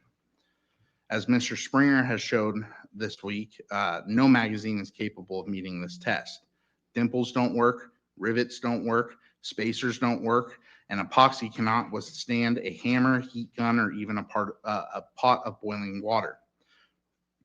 Moreover, Mr. Springer discussed the adverse effects such modifications have on the ability to maintain magazines and how disruptions can occur in the firearm operation when the internals of the magazine are tampered with. The second exception is for 22 caliber firearms that utilize a tubular magazine, and that comes from 11(1)(d)(b). As has been testified by Mr. Springer, Defendant Cotting, Mr. LeBlanc, Sheriff Bowen, and Sheriff Jenkins, larger calibers are preferable for self-defense. The third exception is for lever action firearms utilizing a tubular magazine, and that comes from large C. As has been noted by Professor DeLay and Mr. Springer, this definition does not include pump action shotguns, which are commonly among the firearms recommended for home defense. Further, plaintiffs have shown that the limit on capacity applies to any and all firearm actions. You heard from Mr. Springer and Mr. Callaway concerning firearms covering semi-automatic, pump action, bolt action, and even revolver firearms that utilize fixed or detachable magazines that exceed 10 rounds. Plaintiffs would direct the court to Exhibit 28. In Exhibit 28, there are 3 bolt action rifles, the top 2 of which accept a detachable magazine. The bottom of which Mr. Springer described as a classic hunting rifle. I believe it was the Remington 700, the one it was made of wood. And Mr. Springer described how that firearm can be modified to accept a detachable magazine, such that the magazine ban applies to bolt action, semi-automatic, revolvers, pump actions, many different types of actions. So looking at specifically semi-automatic firearms, that's not all this law applies to. Mr. Springer also specifically testified to a revolver that accepts more than 10 rounds. I believe it was 12 rounds. And that testimony shows that that the restrictions on magazines would apply to the revolver as well. You also heard from Mr. Callaway concerning the broad reach of this ban as applying to approximately 90% of the handguns he sells. More importantly, defendants have put forth no evidence disputing the broad applicability of ballot measure 114's magazine ban as applying to all firearms, regardless of the type of action they utilize. So that was all regarding why this court should move directly to the next step of the analysis without considering the expert historians. Assuming this court disagrees, the test from Christian, I'm sorry.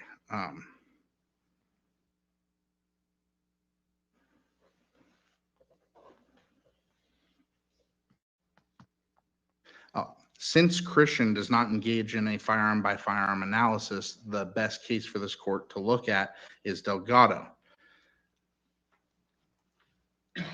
In State v. Delgado, the court stated, quote, Article 1, Section 27 is not limited to firearms, but protects all arms which, as modified by their modern design and function, are of the sort commonly used by individuals for personal defense during either the Revolutionary and post-Revolutionary era or in 1859, when Oregon's Constitution was adopted.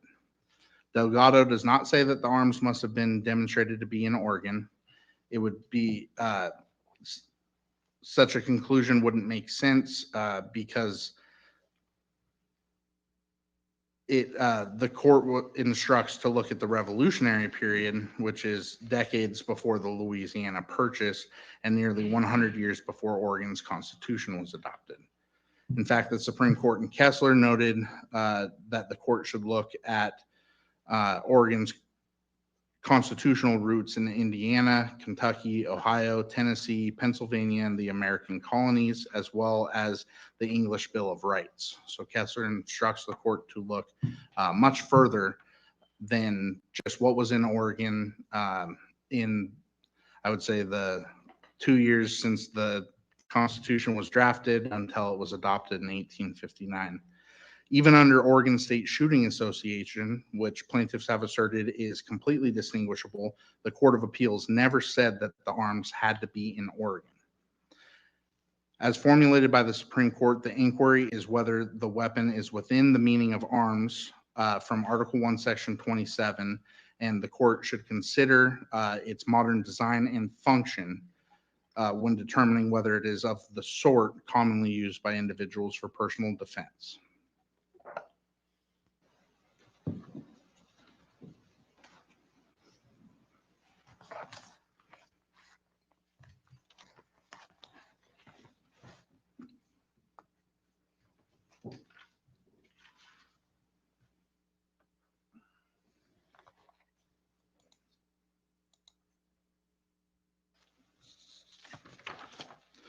Looking at Oregon State Shooting Association, it is distinguished in several regards. First, in that case, the court considered a specific list of firearms, unlike the record before this court and the court in Christian. Second, as addressed in our trial memorandum, the facts underlying the Oregon State Shooting Association opinion concerned so defined assault weapons, not firearms capable of firing more than 10 rounds. And third, there was a specific finding of fact in the Oregon State Shooting Association case that the listed firearms banned in that case were apparently developed from military firearms that utilize select fire. There is no such record before this court regarding firearms capable of holding more than 10 rounds. Further, plaintiffs expect defendants to assert that plaintiffs have failed in demonstrating that arms capable of holding more than 10 rounds existed during this period. But again, that is not the test. The court should instead look at whether multi-shot or repeating firearms capable of firing more than one round without reloading meet the test. Delgado specifically contemplates technological changes that were much more astonishing than the addition of a few rounds to an already repeating firearm. Defendant's test is unbelievably strict and not in line with other constitutional rights. Defendant's test would allow any modern firearm to be banned since modern firearms utilize metallic cartridges, for instance, which can be loaded much more quickly than antiques. Regardless, plaintiffs have shown multi-shot and repeating firearms of various capacities, including those over 10 rounds, over the course of 600 years of history. Ms. Hiblinski, Professor DeLay, and Professor Taveskov all agree that Oregon's founders were well aware of Colt revolvers and pepper box revolvers. They all agree that these were repeating firearms capable of holding 4 to 7 rounds. The addition of 3 rounds is hardly more astonishing than the addition of a spring to a switchblade, especially when considering the technological changes in weaponry that were occurring in the 1850s. Ms. Hiblinski and Professor DeLay both agree that there were varieties of pepper box firearms that held more than 7 rounds, but antique design flaws, namely the weight of the firearm and the desire to conceal the pepper box firearm, caused the free market of firearms to favor a lighter weight and concealable design. Ms. Hiblinski and Professor DeLay also agree that firearm styles such as the Kalthoff and the Lorenzoni style firearms were readily available to those who could afford them long before Oregon became a state. Ms. Hiblinski, Professor DeLay, and Professor Taveskov all agree that immigrants on the Oregon Trail had access to these firearms and that they were commonly used for self-defense and defense of the state in Oregon and outside of Oregon. Ms. Hiblinski and Professor DeLay also agree that multi-shot and repeating firearms technology had developed over some 600 years of firearm history in Europe to the colonies and then to Oregon. Ms. Hiblinski testified as to numerous examples of multi-shot and repeating firearm technology over this period, and further testified to the importance of looking at whether a firearm style was copied as an early form of commercial success.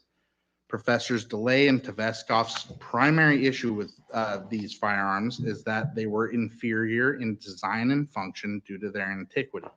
However, Delgado requires the court to account for improvements in modern design and function. Further, both Ms. Hiblinski and Professor DeLay agree with Mr. Springer that firearm magazines do not constitute, Further,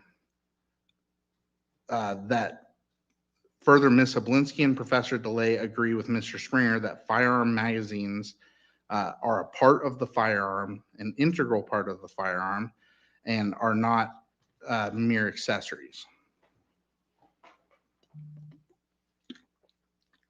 Moving to step 2, Your Honor. This one's shorter.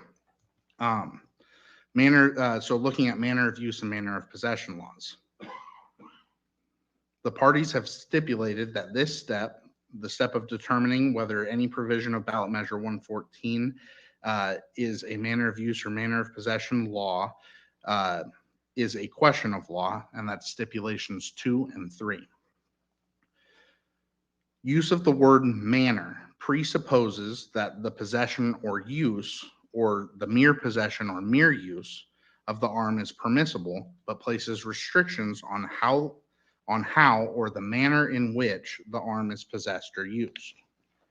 The most consistent and contextual dictionary definition of manner is a, quote, mode of procedure or way of acting. And for that, plaintiffs would cite to Lovelace versus Board of Parole and Post-Prison Supervision 183 or App 283. That's a 2002 case defining manner in that way, and citing to Webster's Third New International Dictionary, 1376, the unabridged edition in 1993. Plaintiffs would also note that dictionary definitions to discern the plain, natural, and ordinary meaning of words is routinely used by the appellate courts. For the permit to purchase program, the plain text of ballot measure 114 indicates that it does not regulate any mode of procedure or way of possessing or using a firearm. It affects the mere acquisition of the firearm, which is necessary for the mere possession of the firearm. It prevents the mere acquisition of a firearm by making any Oregonian who has not submitted to a background check, taken the state's test, passed the test, and not been found to present reasonable grounds for a permit agent to not issue the permit, to do all these things before the Oregonian can acquire a firearm.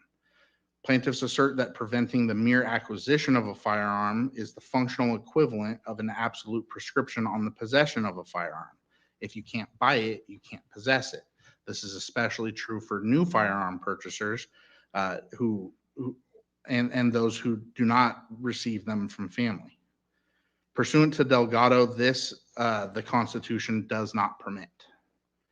Indeed, plaintiffs assert it is an even greater infringement than that contemplated in Delgado, which concerned one type of arm, the switchblade, but allowed other knives.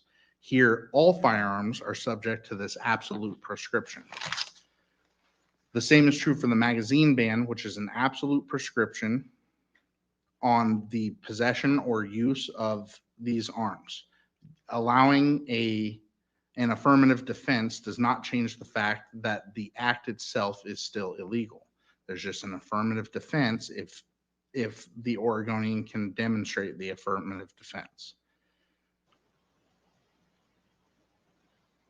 Unlike Christian, the ballot measure 114's magazine restrictions are not limited to public carry, and there is no carve out for those licensed to conceal a firearm.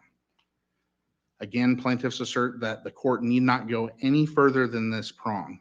Case law does not allow for an absolute prescription on any arm, regardless of the public safety benefit.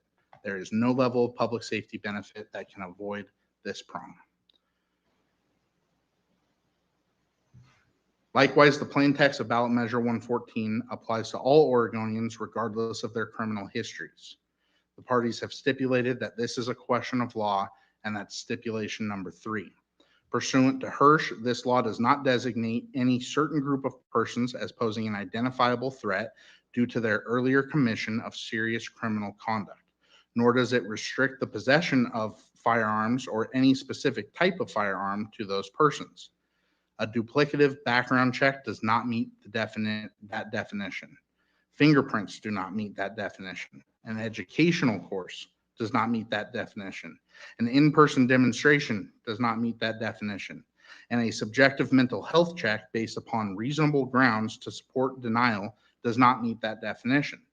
Allowing the denial of a permit to purchase to persons who have never been convicted of a crime does not meet that definition.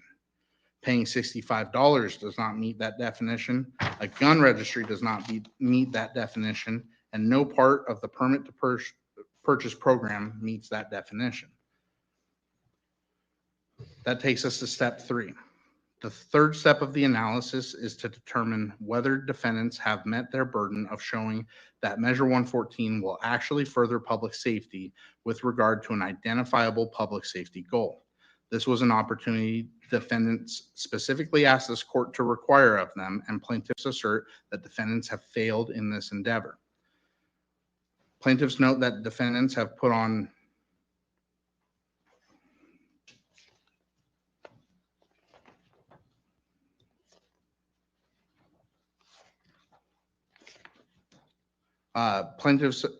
note that defendants have put on zero evidence showing that restricting a regular law-abiding Oregonian from the best arms for self-defense will further public safety in any way. Defendants' entire public safety theory regarding the magazine ban rests on the unsupported theory that a mass shooter who is forced to reload could be stopped by bystanders. Meanwhile, plaintiffs have shown through several witnesses that the rate of changing out magazines tends to be between 1 and 5 seconds. Exhibit 1 shows fewer than 3 seconds. As stated by Ms. Sablinski, the number of 10 rounds is historically arbitrary. Moreover, the number of 10 rounds is presently arbitrary, as well as within the small minority of states enacting various forms of apples, as this court has characterized it, none of which are as strict as that imposed by the state of Oregon. So I'd like to look here briefly at the definition of a large capacity magazine. Okay, go ahead. I'm sorry, I was not going to interrupt. Without an objection. Sorry, go ahead. So looking at the definition of large capacity magazine, plaintiffs have asserted that the definition limits Oregonians not to 10 rounds in the magazine, but 9. This is because, as this court heard evidence, their magazines are typically characterized as the number within the magazine plus the one round that can be placed in the firing chamber of the firearm. This court also saw evidence in her testimony regarding ghost loading of shotguns that would make that inquiry a +2 inquiry. The laws provided to this court by defendants are not red apples. They do not have the same definition of large capacity magazine, and I'd like to direct the court to the specific provisions within section 11(1)D that cause this issue. The first one is that none of the laws cited by defendants include the phrase including any such device joined or coupled with another in any manner, or a kit with such parts that has an overall capacity of, or that can be readily restored, changed, or converted to accept more than 10 rounds of ammunition and allows a shooter to keep firing without having to pause to reload. Plainly, a magazine inserted in a firearm, when a magazine is inserted into a firearm, it is joined or coupled with the firearm, which is a device, in some manner. The law covers any manner. Regarding the issue of extensions, the laws cited by defendants do not include that language or the language or a kit with such parts. They also do not include the phrase that has an overall capacity. So the overall capacity is what this court should be looking at. They also don't have subsection D big A, which says an ammunition feeding device that has been permanently altered so that it is not capable now or in the future of accepting more than 10 rounds of ammunition. The laws cited by defendants are not red apples, and they do not go nearly as far as ballot measure 114 does. This court saw evidence of how firearm distributors understood a device joined or coupled with another in any manner or kit with such parts. Plaintiffs assert that if this court searches every single state that has the laws provided by defendants, the court will not find that language, which is why Mr. Yurgielitis was able to buy these firearms and these magazines in those states. Additionally, the number of 10 rounds is historically arbitrary, as testified by Ms. Siblinski, and is presently arbitrary as well. Delaware has a 17-round magazine limit, and the court can look at Delaware State Sportsmen's Association Incorporated versus Delaware Department of Safety and Homeland Security, civil action number 22-951-RGA 2023 U.S. District Lexus 51322 at page 4, and that's District of Delaware as of March 27th, 2023. The court can look at Illinois and Vermont's 15-round limit for handguns and rifles. That comes from 720 ILCS 5/24-1.10 subsection A, and Vermont statutes annotated Title 13, Section 4021. Colorado has a 15-round limit for handguns and rifles and a 28-inch tube limit for shotguns. That's Colorado Revised Statute annotated Section 18-12-301. And then yesterday, California's 10-round limit was struck down. That's Duncan v. Bonta, 17-CV-1017-BEN. So these states have various levels of capacity that are allowed. There's nothing significant or special about round number 10. Defendants justify this law using statistically insignificant sample sizes that they represent to this court as showing that Oregonians do not need more than 2.2 rounds to defend themselves. They say that the average hypothetical person in the average situation needs no more than 3 rounds. But statistics mean nothing to the individual who has a wide range of strengths and weaknesses, disabilities and specialities, skill with a firearm or lack thereof, or the innumerable self-defense scenarios in which individuals may and do find themselves. Statistics mean nothing to the person whose door is kicked in by more than one attacker. Statistics mean nothing to the person who hears the howl of a wolf or coyote, and statistics mean nothing to the officer whose ability to defend himself and others differs based on whether he is punched in or punched out for the day. Defendants have failed to carry their burden regarding public safety that they specifically requested. That brings us to step 4. The fourth step of this court's analysis is to determine the extent of the burden placed on Article 1, Section 27 rights under the law. So let's look at the permit to purchase program. The permit to, and Your Honor, I understand this court's ruling to be that we can talk about 30 days. If I'm incorrect, either defendants or the court can please let me know. But my understanding is that when we're looking at infringement, the timing of 30 days is what this court is considering. Are plaintiffs incorrect? That's the language that's written into the statute, and that's our understanding of the court's ruling. Okay, thank you, Your Honor. I didn't want to. I just said, yeah, yes. Understood. So the permit to purchase program only grants due process at 30 days. You heard from Sheriff Jenkins that he has been threatened due to his status as a public official. Thankfully, Sheriff Jenkins has access to effective firearms with more than 10 rounds.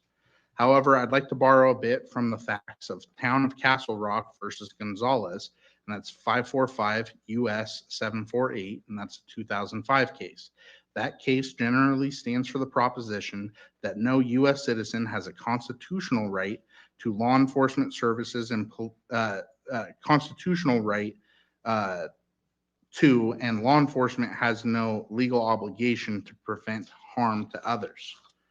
In Town of Castle Rock, several weeks after a state trial court in Colorado had issued a wife a restraining order requiring her estranged husband to at all times remain at least 100 yards from the home in which the wife and the couple's 3 daughters resided, the husband allegedly removed the children from the home and killed them.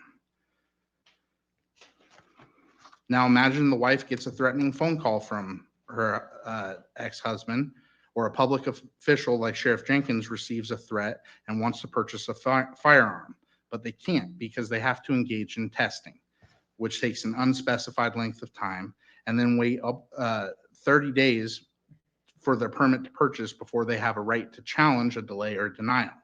If someone is threatened, they have the right to obtain a firearm quickly to protect against imminent harm.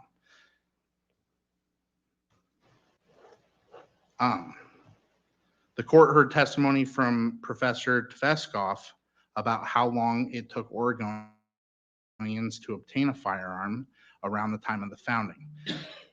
Those limitations, as Professor Tveskov also testified, applied to sending a letter to their congressman in Washington, D.C. That's not the standard in which we determine rights on whether or not the supply chain allows for it or whether mail can travel. By that logic, one could not send a letter, or one could be restrained from sending a letter to their congressman in Washington, D.C. for months, as Professor Tveskov testified. Email would have to be disallowed. Tweeting or posting on X would have to be would be capable of being disallowed because Oregonians did not have the ability to send a letter very quickly in 1859. However, what this court heard is that when the supply chain did provide An Oregonian in as little, even from rural, more rural areas of Oregon, could obtain a firearm by as little as a half-day travel by horseback. That a half day is much less than the 30 days provided for in ballot measure 114. Moreover, this court heard testimony that Oregon today, much like it was in the 1850s, Oregonians have a right to be able to defend themselves. This court heard from Mr. Callaway and even Sheriff Jenkins and Sheriff Bowen that law enforcement is not always able to quickly reach those who need help despite their best efforts. The court will recall Mr. Callaway testifying that he called 911 emergency and was informed that that no one was available for 5 hours. There's also the issue of discretion when it comes to permit agents. Permit agents are clothed with unlimited discretion to determine whether someone presents, quote, reasonable grounds that they are a danger to themselves or others and thus deny a permit. There is no requirement that this law be applied in a non-discriminatory manner, and the Oregonian is forced to demonstrate their right to that permit. This presents potentially even further delays beyond the 30 days, because 30 days is when you get your due process rights. Plaintiffs are not nearly as well versed in criminal law as Your Honor, but plaintiffs do assert that forcing Oregonians to choose between their right to bear arms and their right to not be compelled to give their fingerprints forces Oregonians to choose between their Article 1, Section 9 and 27 rights.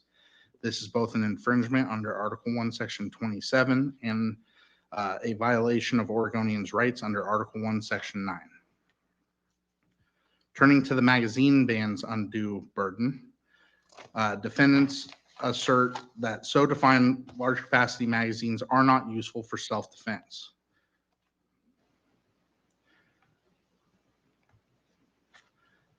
The court has heard testimony from Mr. Callaway and about law enforcement's unavailability for 5 hours, and he used an AR-15 to potentially protect the people of Burns from someone breaking into a gun store where guns and ammunition are available. Thankfully, that was not the case. The court heard from Sheriff Jenkins and Sheriff Bowen regarding the safety and self-defense concerns for rural Oregonians who are sometimes hours away from responding law enforcement, and that they will likely have to fend for themselves.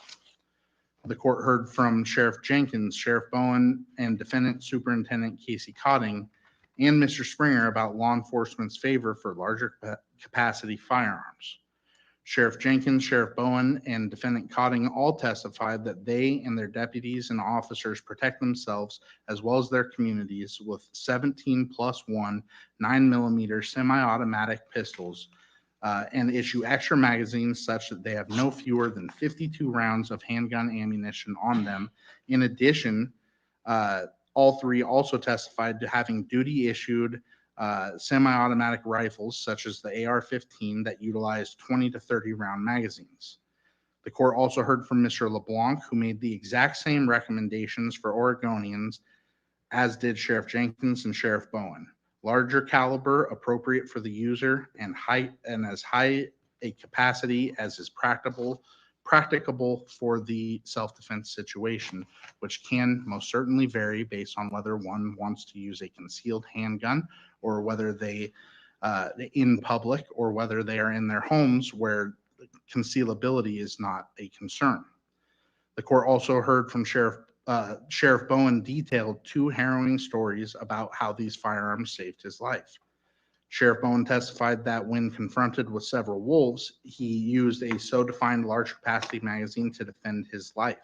How many rounds did he fire? And he said all 30 of them.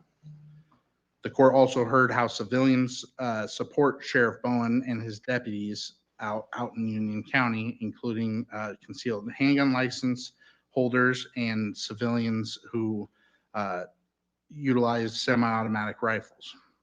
The court heard from Sheriff Jenkins, speaking in his former capacity as a cowboy or buckaroo, testifying to using so-defined large capacity magazines to defend livestock from coyotes and other predators. This was also true of Mr. Otley.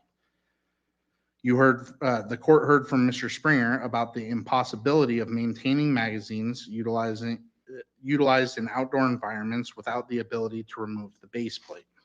The court heard from Mr. Otley as well about the importance of so defined large capacity magazines to keeping his firearm clean and operational to protect himself and his livestock while driving in the dirt, gravel, snow, and mud.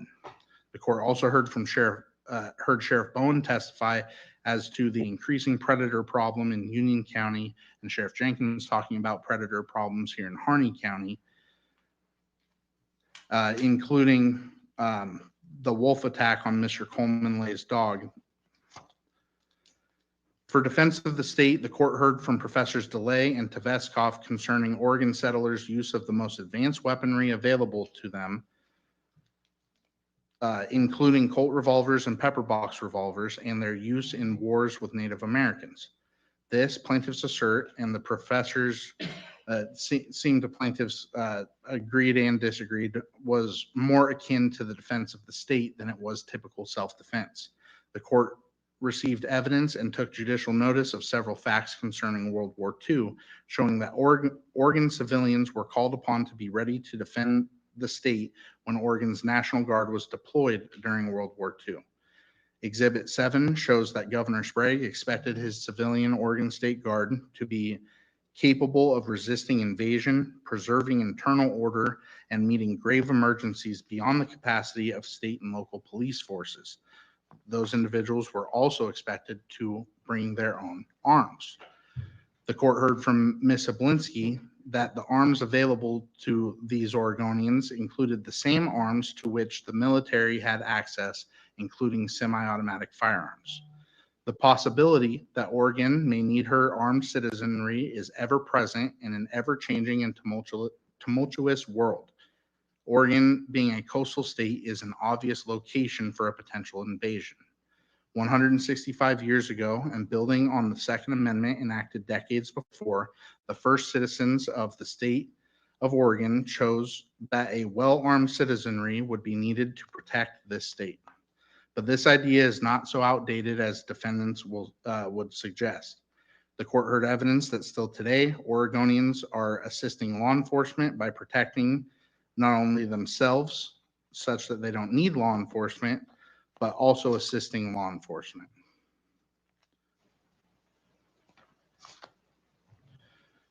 Plaintiffs ended their opening statement by telling the court that this case is not about public health, public safety, or public concern, but about the individual right to self-defense and the right to bear arms to engage in self-defense, and how that right will fare against the might of the Oregon state government. Plaintiffs have shown that the need, which provided the original justification for Article 1, Section 27, is just as crucial today as it was 165 years ago. More importantly, plaintiffs have shown that these individual rights still matter, and that there are still Oregonians willing to go to bat for those rights in court against the might of the state. Plaintiffs are confident in the record that we have provided this court and ask that this court strike down each and every section, subsection, and syllable of ballot measure 114. Plaintiffs ask that this court declare ballot measure 114 unconstitutional in its entirety and permanently enjoin it. Plaintiffs assert that the record requires this ruling, common sense requires this ruling, and most importantly, Article 1, Section 27 requires this ruling. Thank you, Your Honor. Thank you. So it is 11:50. I have a meeting at noon. I think it's probably best if we take up your closing this afternoon. Let me just look at the court's calendar to make sure I know when we should have you back, ready to begin.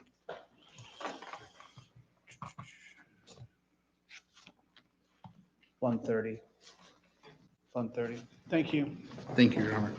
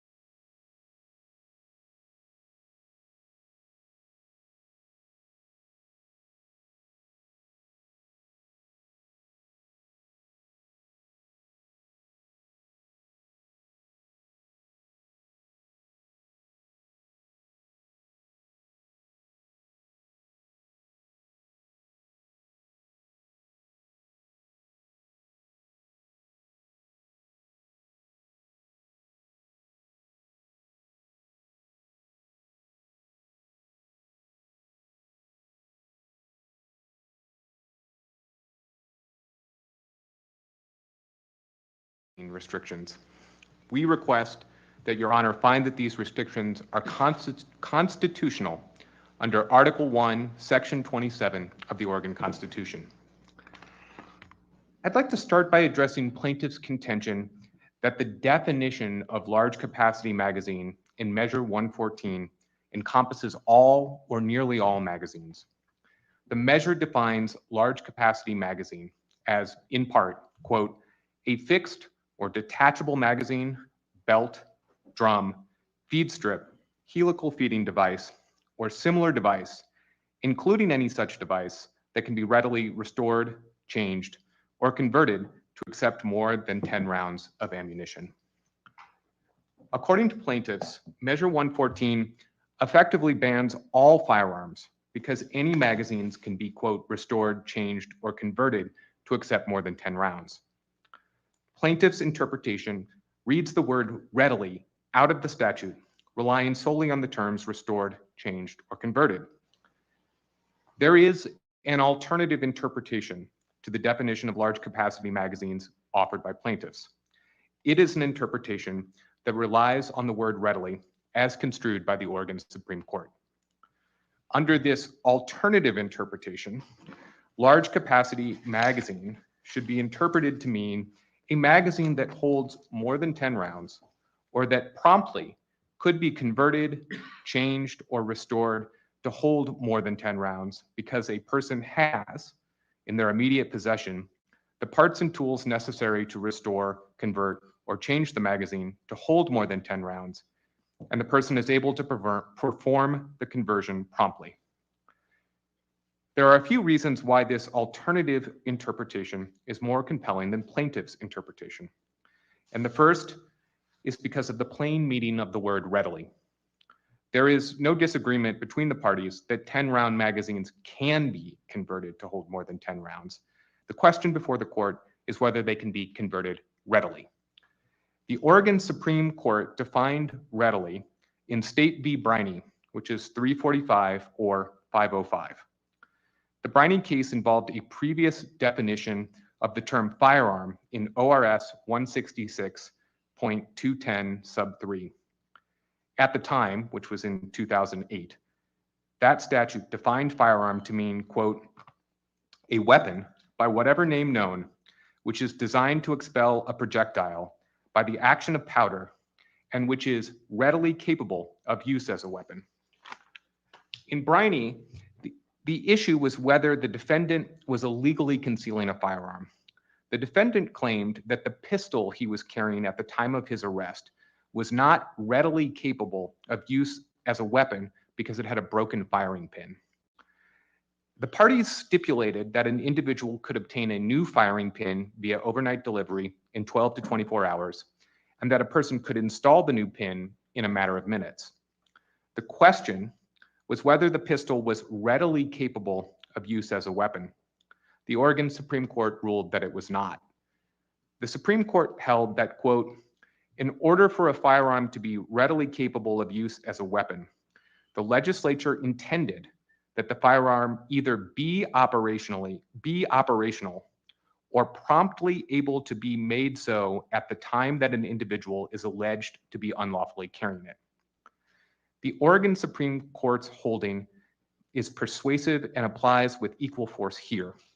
In order for a 10-round magazine to qualify as a large capacity magazine, a person must be able to promptly make it capable of holding more than 10 rounds at the time they are alleged to be unlawfully possessing it. Just as in Briney, it is not enough that a person might be able to obtain an extension at a store in the future. A person must actually have an extension in their personal possession at the time they are allegedly unlawfully possessing the 10-round magazine. Under this interpretation, Measure 114 would not prohibit all magazines because testimony offered by both plaintiffs and defendants showed most 10-round magazines cannot be converted to hold more than 10 rounds without additional tools or parts. It's also important to note that the Briney decision added a temporal or timing component. In other words, it was not simply that the defendant needed to have the additional part, the replacement firing pin, but the conversion needed to be able to happen promptly. According to the Supreme Court, readily has a time component. Mr. Callaway offered testimony that he could convert magazines with just a pocket knife or even with his fingers. But in both cases, it took him time to do so. There is an interpretation, an alternative interpretation of Measure 114's definition of large capacity magazine, in which most 10-round magazines do not qualify as large capacity magazines because they cannot promptly be made into a large capacity magazine. Measure 114 also provides contextual evidence that plaintiff's interpretation is incorrect. As Your Honor knows, when interpreting a statute, the goal is to determine the legislature's intent. There is no contextual evidence that the people of Oregon intended to ban all firearms. Neither Section 2 of the measure, which states its purpose, nor the preamble evince any intent to prohibit all firearms. And no part of the voter's pamphlet, including the explanatory statement, states that the measure prohibits all firearms. There are simply no contextual clues that support an interpretation of Measure 114 that it bans all magazines. Your Honor can also use the borrowed statute rule to look to how other states and the federal government have interpreted similar statutes. Under the borrowed statute rule, Oregon courts may look at similar statutes in other states to determine how those states interpret their laws and use that as persuasive authority for how Oregon might interpret its law. The federal assault weapons ban and magazine capacity restrictions in Massachusetts, New York, and Rhode Island define large capacity magazine in ways that are similar to Measure 114. For example, the assault weapons ban, which is former 18 USC Section 921 sub 31, defined large capacity ammunition feeding device in part to mean a magazine, belt, drum, feed strip, or similar device that has a capacity of, or that can be readily restored or converted to accept more than 10 rounds of ammunition.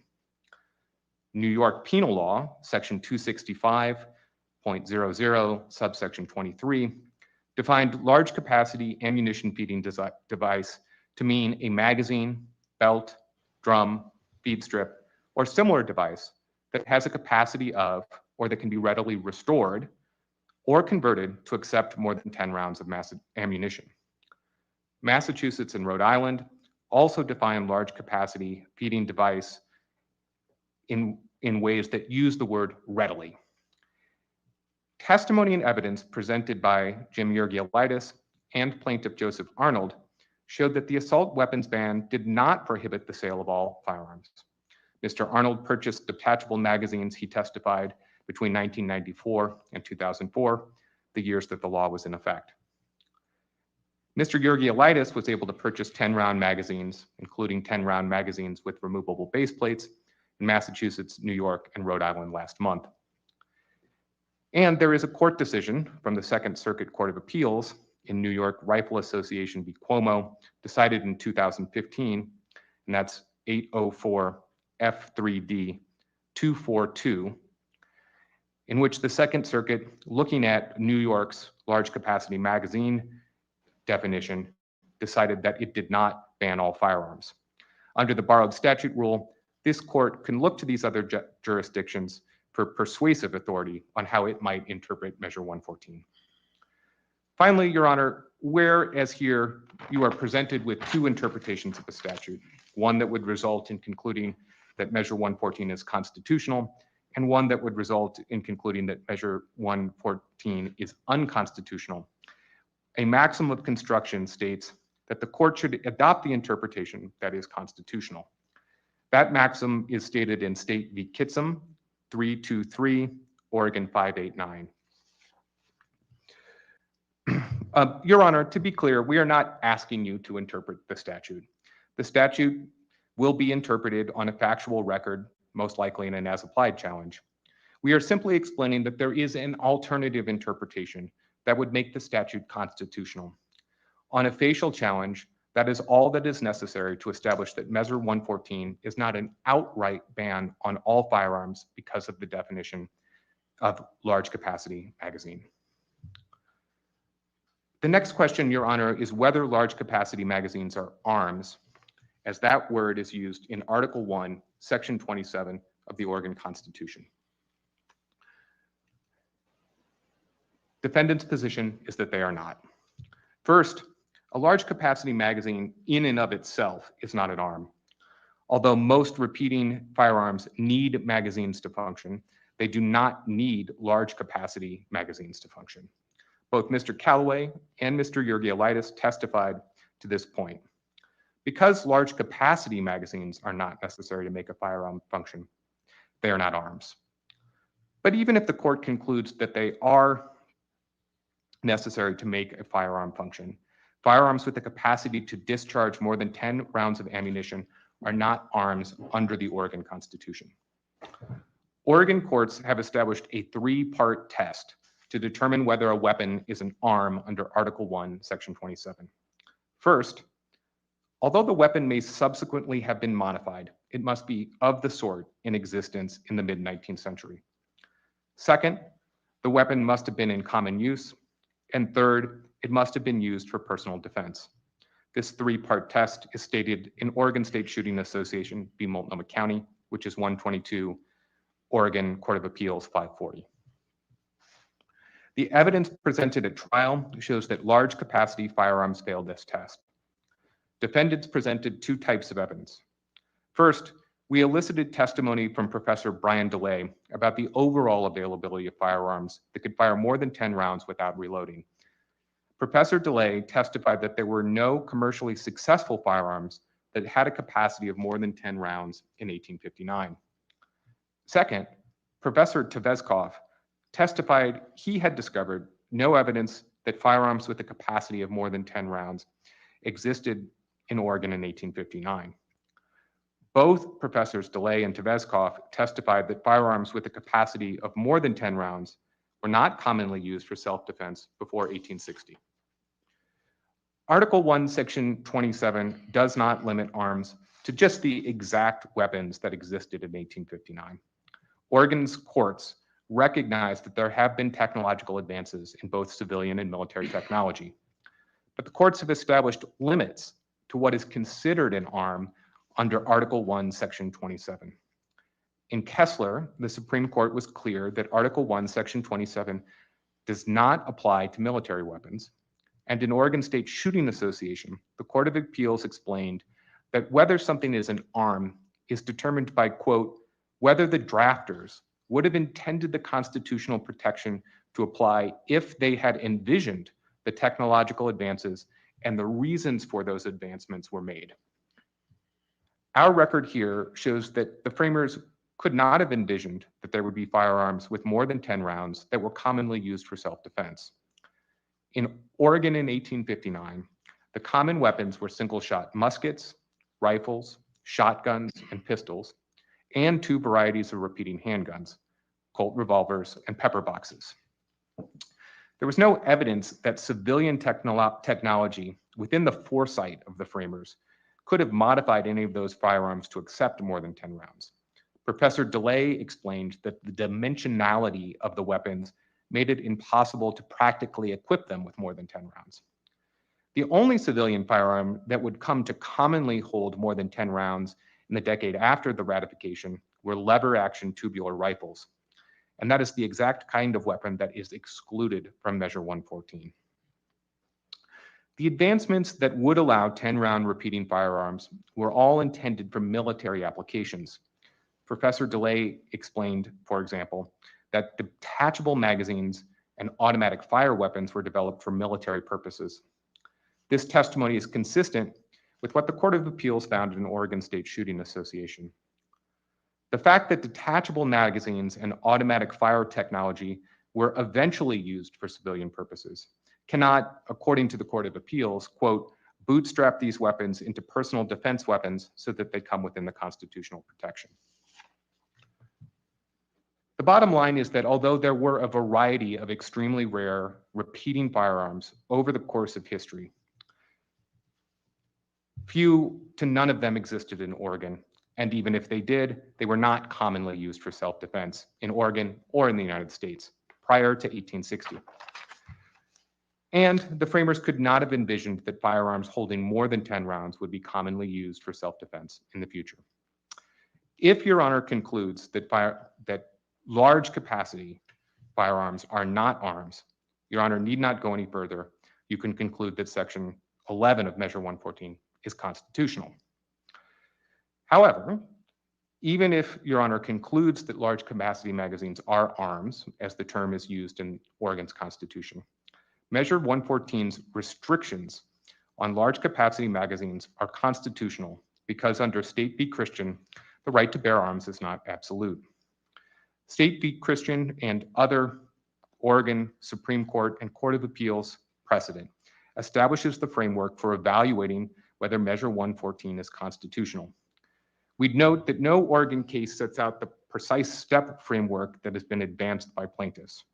Rather, the Supreme Court has, quote, consistently acknowledged the legislature's authority to enact reasonable regulations to promote public safety, as long as the enactment does not unduly frustrate the individual right to bear arms. And that's quoting from State v. Christian 354, Oregon 22 at 33.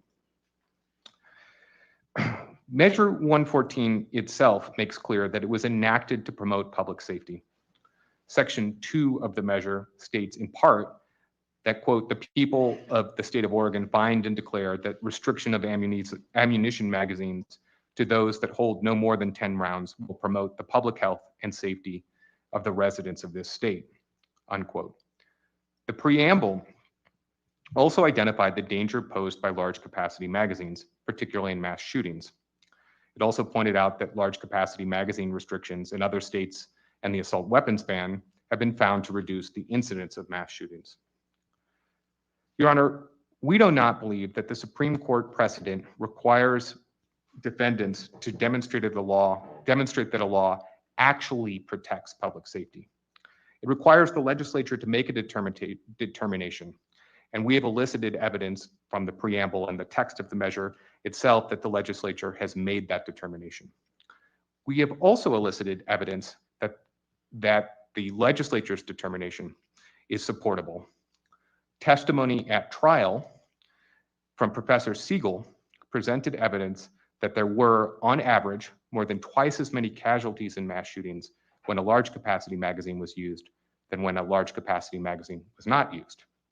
Mr. Baez testified that there were nearly twice as many fatalities when a large capacity magazine was used than when a large capacity magazine was not used, and more than 5 times more injuries. The public had a valid public safety purpose in passing Measure 114. The large capacity magazine restriction also does not unduly burden the right to bear arms. As discussed earlier, large capacity magazine restrictions do not ban firearms. They restrict magazines with a capacity of more than 10 rounds. There's been no testimony establishing that Measure 114 will ban any firearms. Oregonians will be able to continue to use Glocks and Sig Sauers and AR platform rifles and all other firearms just as they had before the measure passed with 10-round magazines. Plaintiffs have presented limited evidence about the use of large capacity magazines for self-defense. In fact, some of their witnesses testified to examples of using weapons with 10 rounds or less. For example, Sheriff Bowen noted that he cooperated with several civilians to resolve a dangerous situation. And one of those civilians was armed with a rifle equipped with a 10-round magazine. Plaintiff Mr. Arnold testified that his favorite firearm for concealed carry was an EEA Witness 45 ACP with a 10-round magazine. Mr. Otley testified that he carries a Glock with a 5-round magazine, a Remington hunting rifle with a 3-round magazine, and an AR-15 with between 10 and 30 rounds for protection of his livestock. The limited anecdotal evidence plaintiffs provided must be weighed against Mr. Baez's statistical evidence, showing that individuals on average need to only fire about 2.3 rounds in self-defense. The testimony and evidence in trial demonstrates that the public had a reasonable public purpose to enact Measure 114's restrictions on large capacity magazines, and that the restriction does not unduly burden the right to self-defense. I'd like to briefly address, Your Honor, the notion that large capacity firearms are necessary to defend the state. The Oregon Supreme Court has rejected the notion that military weapons are protected by Article 1, Section 27. In Kessler, the court expressly stated that the term arms in the Constitution does not include military weapons. And although it may be true that civilian and military weapons were the same at the time of the ratification, they diverged shortly afterwards, and Oregon appellate courts have never relied on defense of the state as a valid reason to permit personal possession of weapons that were not of the sort intended for civilian self-defense at the time of the ratification. I'd now like to move on to permits. Your Honor, Measure 114's permit to purchase program is facially constitutional. Under Oregon Supreme Court precedent, the legislature may permissibly restrict the right to bear arms for individuals who pose identifiable threats to the safety of the community by virtue of earlier commission of serious criminal conduct. That's stated in State v. Hirsch, 354, Oregon at 678. In State v. Owenby, which is an Oregon Court of Appeals case which can be found at 111 ORAP 270, the Court of Appeals upheld a statute allowing courts to prohibit a person from obtaining a firearm because of the person's, quote, mental or psychological state, as demonstrated by a past pattern of behavior or participation in incidents involving unlawful violence or threats of unlawful violence, unquote. The permit to purchase provisions enable the state to identify those individuals who may not exercise the right to bear arms because they pose a danger to themselves or others. And the Oregon appellate courts have already determined that excluding such individuals from the right to bear arms is a valid public safety purpose that does not unduly frustrate the right to self-defense. I'd also like to address plaintiff's contention that permit to purchase provisions effectively bans the acquisition of firearms. We disagree. The permit to purchase provisions do not prohibit acquisition of firearms. They require individuals to establish that they are not a danger to themselves or others and pass a training component. Under State v. Christian, the legislature can regulate that sort of manner of possession. Requiring a training component regulates an individual's manner of possessing a firearm. Your Honor has identified the timing component of Measure 114's permit to purchase program as an issue the court wishes to consider. Section 4, subsection 3, subsection A, little a, of Measure 114 provides that a permit agent shall issue a permit in no more than 30 days after receiving an application.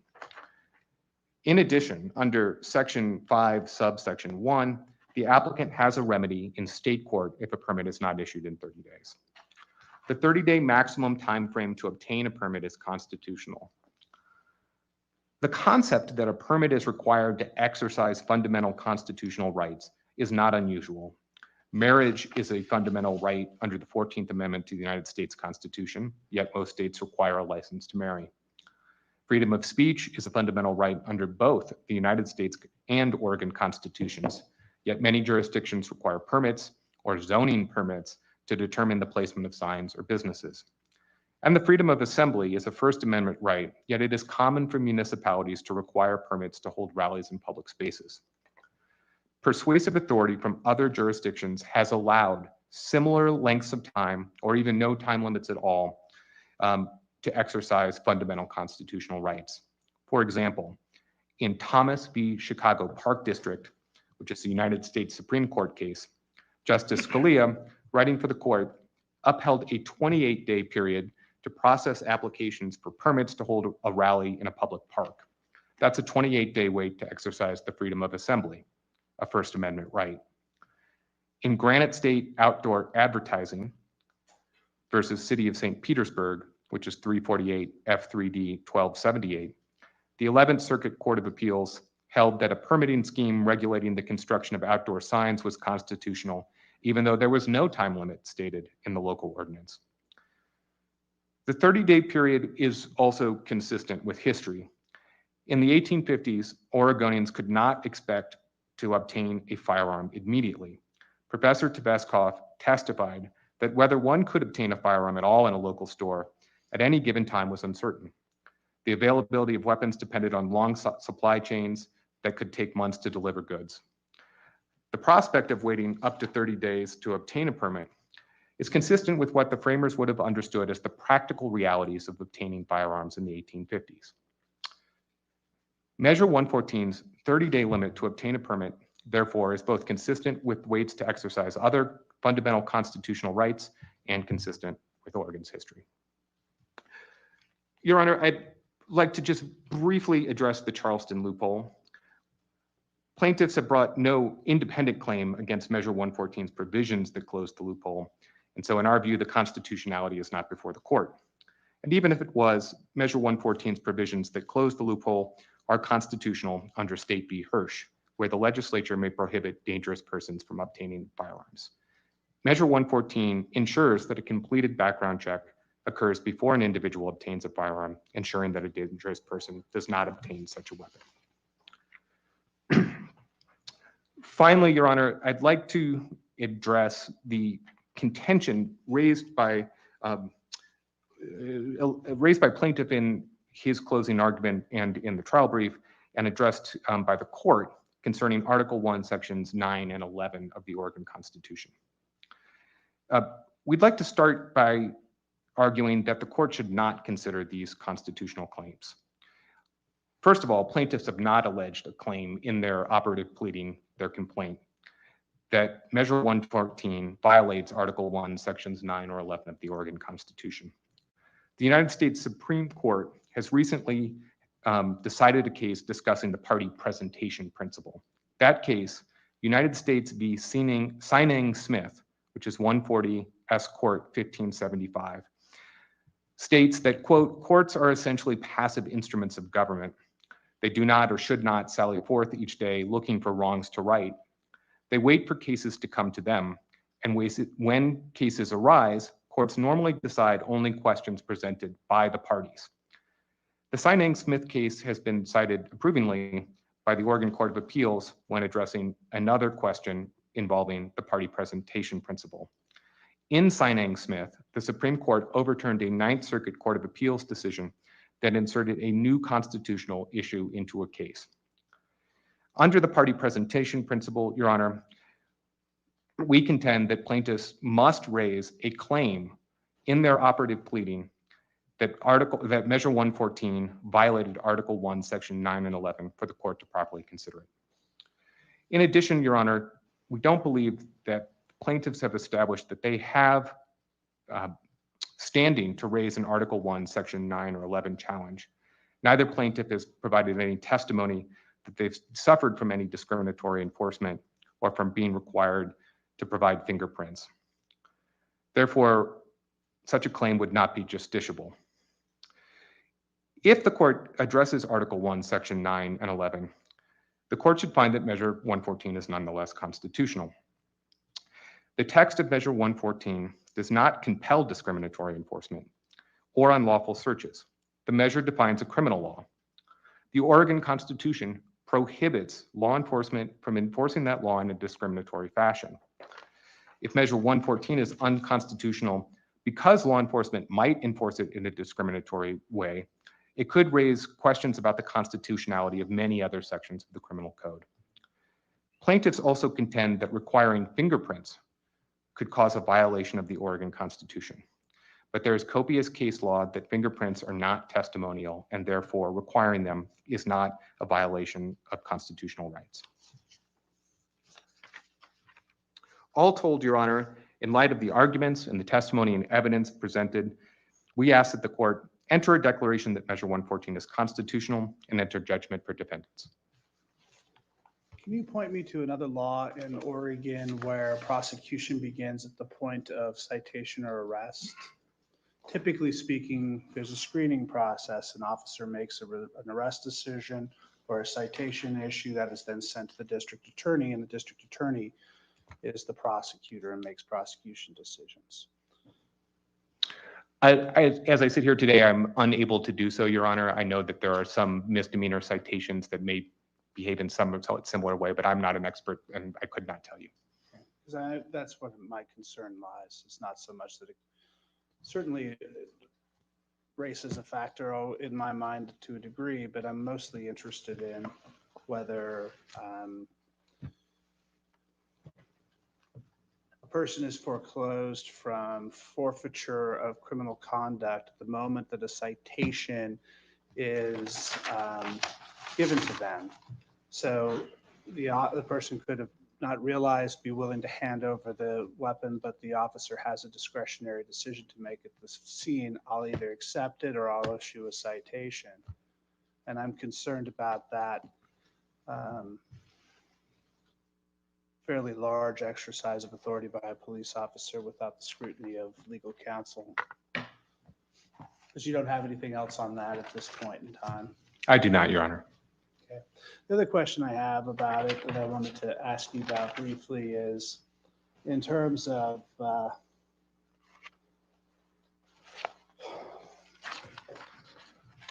and I understand your position with regards to presentation by the parties or party presentation doctrine, and I'll consider that before I make any final decisions about these issues. But Section 4 basically allows an officer to make a determination to deny a permit based upon reasonable grounds. Do you think that that very low constitutional standard has any meaning for the court's determination on the constitutionality overall?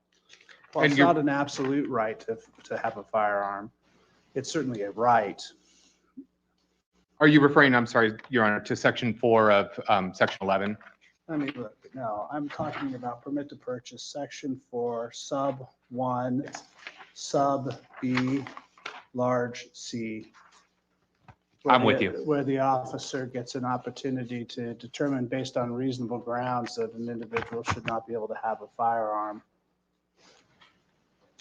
as a result of the applicant's mental or psychological state without further definition. Your Honor, we do not believe that that subsection, Section 4, that section of Section 4 provides unfettered discretion. We believe that the standard articulated in Section 4 in that subsection establishes an objective standard that a permit agent must follow in order to determine whether someone poses a danger to themselves or others. That subsection is nearly identical in language to the subsection used in the concealed handgun license statute. It's a section that has case law associated with it that has been interpreted in the CHL context. It's also a subsection that Oregon sheriffs have been applying in the CHL context for some time. There are set and standard ways that permit agents can apply that subsection in order to ensure that it's applied fairly. In the event that it is not applied fairly, an applicant has a remedy by seeking a review of the permit agent's decision in the local circuit court. And Oregon Court of Appeals precedent regarding the CHL provision establishes that review should be done on a de novo basis. Okay. Go ahead. Thank you, Your Honor. So first, plaintiffs will note that plaintiff's argument is not that the definition of large capacity magazine encompasses all magazines. Certainly revolvers use a fixed magazine and it's typically 5 or 6 rounds. Plaintiffs are arguing that the definition of large capacity magazine encompasses all firearms. All firearms utilize either a fixed or detachable magazine that cannot exceed 10 rounds. So the Oregon State Shooting Association analysis about semi-automatic versus bolt action versus lever action versus pump action is not an analysis that this court needs to engage in. Like plaintiffs said in their closing, it would be ridiculous to ask this court to look at every single firearm manufactured post 1859 and determine whether that firearm has its proper roots in a firearm that existed prior to 1859. So the court need not look at the type of action utilized because it applies to all firearms, regardless of the type of action, regardless of what year it was made, leaving aside the definition of antique firearm pre-1898. That's plaintiff's argument regarding the application of ballot measure 114. As for readily, defendant's argument reads out of the measure the most important language highlighted by plaintiffs in their closing. That is, one, including any such device joined or coupled with another in any manner. Plaintiffs have shown through evidence how easy and readily an extension can be joined or coupled with a magazine. Defendants also did not address how the number of rounds that are allowed in a magazine. Plaintiff's assertion is that it is 9 rounds. Once the magazine is joined or coupled with the other device, the firearm, it has the once the 10-round magazine is joined or coupled with the firearm, it has an overall capacity of more than 10 rounds of ammunition and allows the shooter to keep firing without having to pause to reload. More than 10 rounds, it would be 11. And so plaintiffs have put on evidence showing that 9 rounds are far more rare than our 10-round magazines.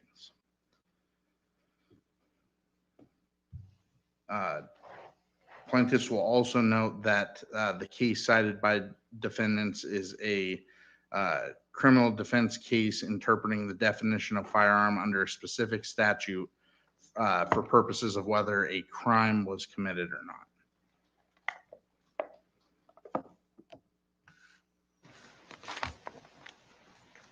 The other language that defendants read out of the measure is the language in section 11(1)(DA), an ammunition feeding device that has been permanently altered so that it is not capable now or in the future of accepting more than 10 rounds of ammunition.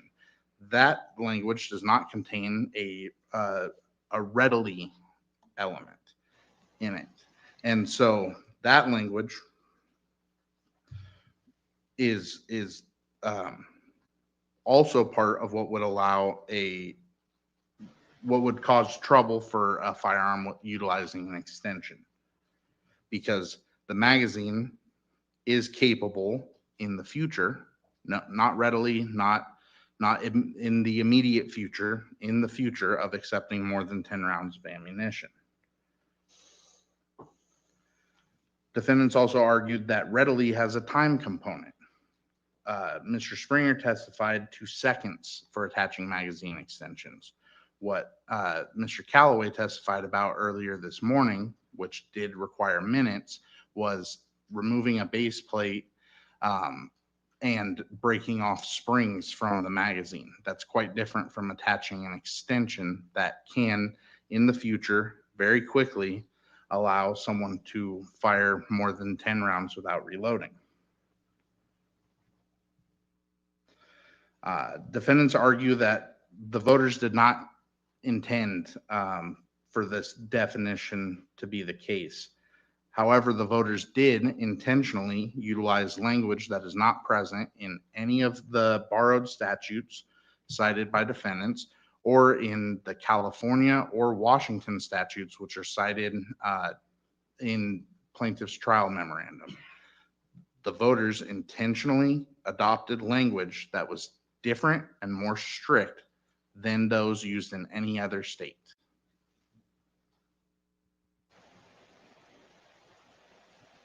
This court has repeatedly asked for a red apple.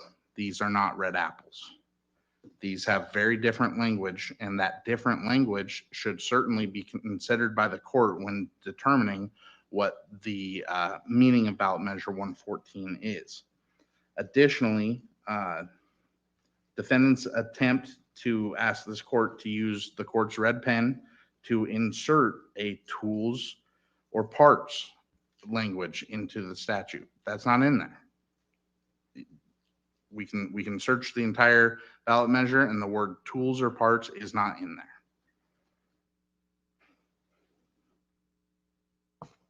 Defendants cite to this, I'm going to guess the saving maxim, but the maximum of statutory interpretation, the court need only adopt that interpretation if that interpretation is reasonable. Plaintiff's assertion is that that reading is not reasonable. And that has been argued to this court pretty thoroughly.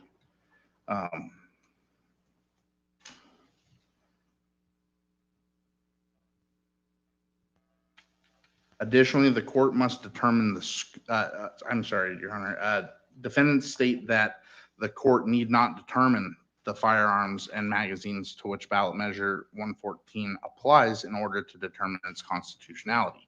However, for addressing undue burden, the court must determine the scope of the arms affected by ballot measure 114 in order to determine whether it's a reasonable restriction.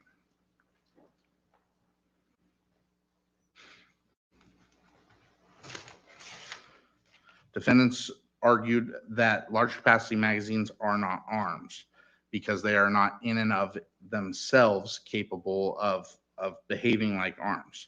However, a barrel is not in and of itself capable of doing anything, nor is a trigger, nor is a stock, but they are all integral parts of a firearm without which the firearm does not operate. That has been testified to by experts from both sides of this case. So we can look at barrel length. Does a barrel have to be a certain length in order for a firearm to operate? No. Does a magazine have to have a certain capacity to operate? No. But that does not change the fact that they are a part of a firearm, and it's the firearm that's being regulated.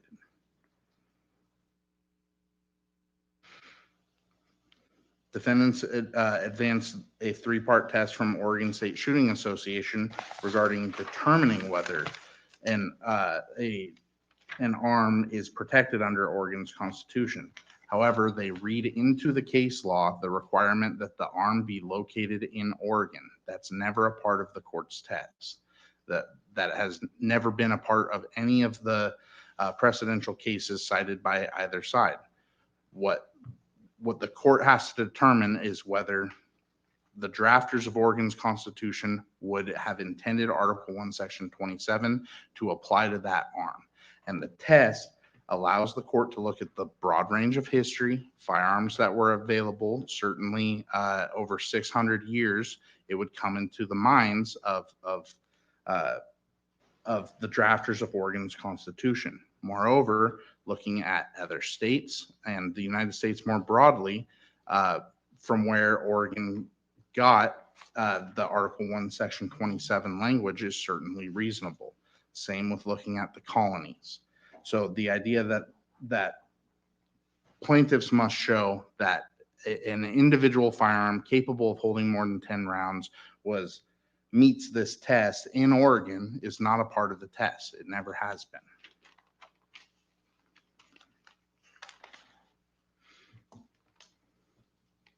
As this court has previously noted, Kessler is dicta when it comes to firearms. That case did not concern a firearm, it concerned a billy club. However, Kessler does not say that any firearm developed initially for the military is out. It says that at a certain point, the firearms utilized for the military and the firearms utilized for self-defense diverged. That divergence did not occur until much later than the timeline proffered by defendants. As Ms. Zablinski testified, Oregonians still had access to broadly the same firearms, including semi-automatic firearms, as did the U.S. military as late as World War II. So the divergence had not occurred yet at that point. Moreover, Kessler specifically addresses the idea that certain arms may have initially been developed for the military, but that militia and military use were quite similar. The arms were the same. and the court will find that language in Kessler.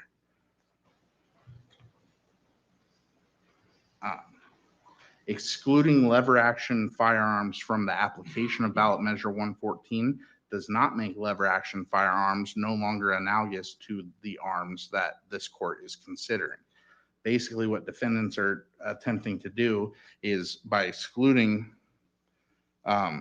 lever action firearms, because it appears defendants concede that lever action firearms utilizing a tubular magazine capable of holding more than 10 rounds existed shortly after 1859. Their theory is, well, we'll just exclude those, and now those are no longer analogies for other types of magazines. That does not stand to reason. Just because the measure doesn't apply to them does not mean they are not historical analogies for the arms being regulated today.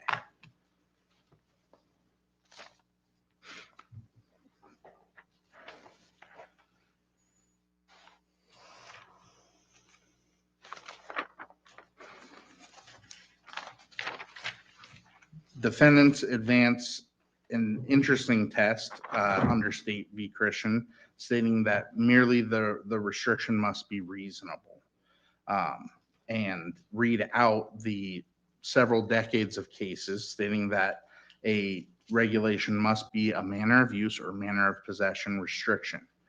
That is State v. Christian concerned a manner of possession law. So the court was not addressing an absolute proscription, as was the case in State v. Blocker and State v. Delgado, to name two. State v. Christian was considering a manner of possession case, namely carrying a firearm while loaded. And so it makes sense that State v. Christian did not address the manner of use, manner of possession issue, and say that the restriction must be reasonable. Plaintiffs would posit that a reasonable restriction can only be a manner of possession or manner of use law, because State v. Christian did not overturn State v. Delgado or State v. Blocker talking about manner of use and manner of possession, and State v. Kessler talking about manner of use and manner of possession.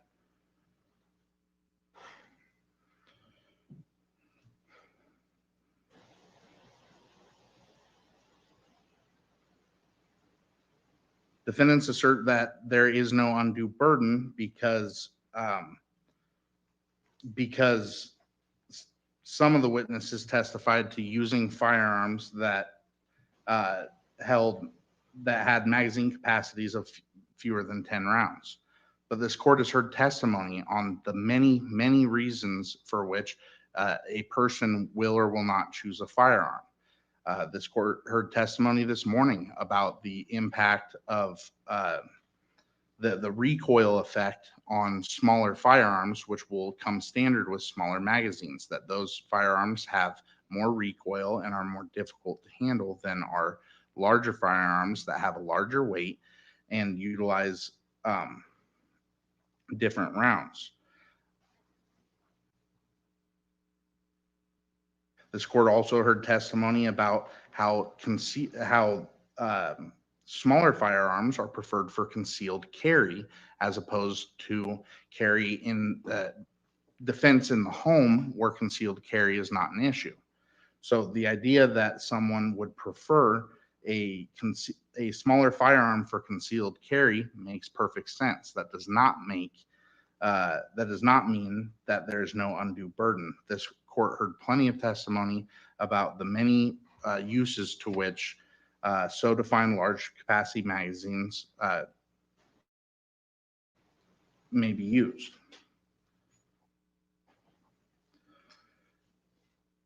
Plaintiffs will also note that defendants say that firearms, that Article 1, Section 27 does not protect the use of firearms in defense of the state.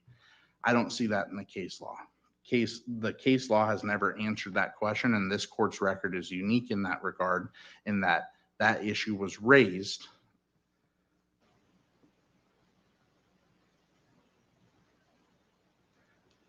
Plaintiffs are not aware of any case cited by either party where defense of the state was raised, and that factual record is different.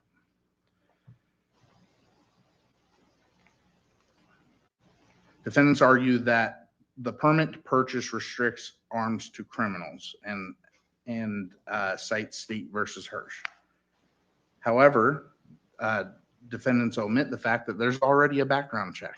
There's an over-the-counter background check that occurs with each and every firearm purchase. So that goal is already accomplished, and a further background check is merely a hurdle. It's duplicative, and it's a prophylaxis upon prophylaxis.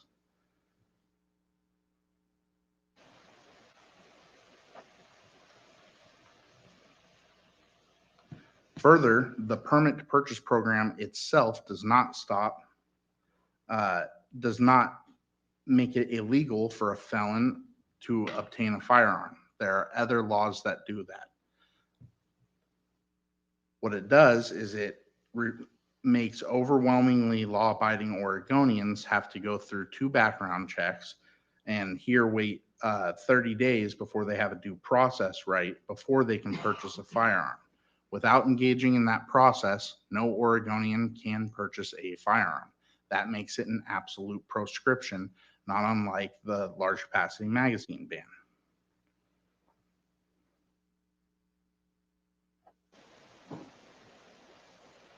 Plaintiffs will also note that there's no criteria in the statute whatsoever for looking at mental health. All it states is reasonable grounds that a person may be a danger to themselves or others. There's no mental health examination as has been characterized by defendants. The court may look and the court will not find any criteria or mental health examination. It just says reasonable grounds.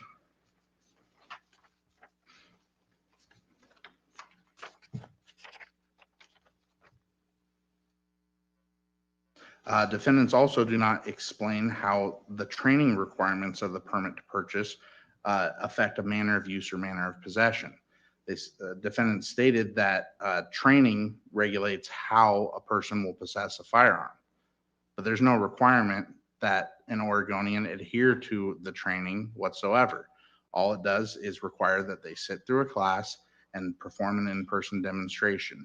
Once those steps are over, it doesn't say that an Oregonian must carry a firearm in a safe way or anything like that that could be construed as a manner of use or manner of possession law.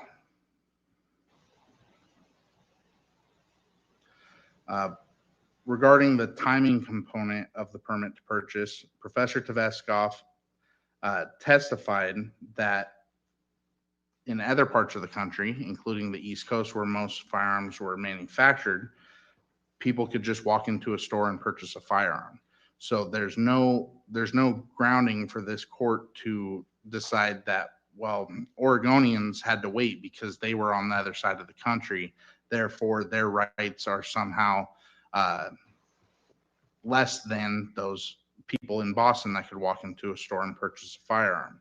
These were just products of the time, not products of legislation that were preventing Oregonians from obtaining a firearm. As plaintiffs initially argued, by defendants' logic, a law that says you cannot email your congressman would be constitutional in the state of Oregon, because in the state of Oregon in 1859, it took months to get a letter to your congressman in Washington, D.C., where someone who lived in the Virginia area could get the letter there much more quickly. Regarding the completed background check provisions, or what defendants pejoratively call the Charleston loophole, plaintiffs have brought a claim against that. This court has already ruled that those provisions cannot be severed. However, plaintiffs did bring a claim against those provisions, as this court has previously found.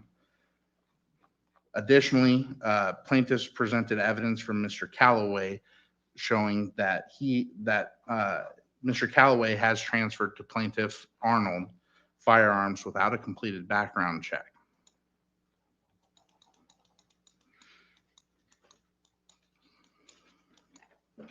As for Article 1, Sections 9 and 11, plaintiffs agree with this court that this court has broad discretion to consider the constitutionality of laws.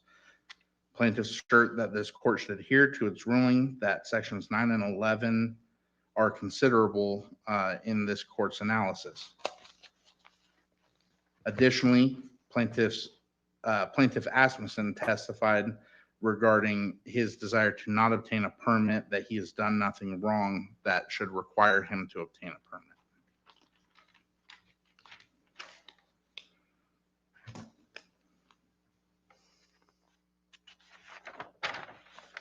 Lastly, Your Honor, plaintiffs believe that the most important issue in this case is the manner of use or manner of possession issue.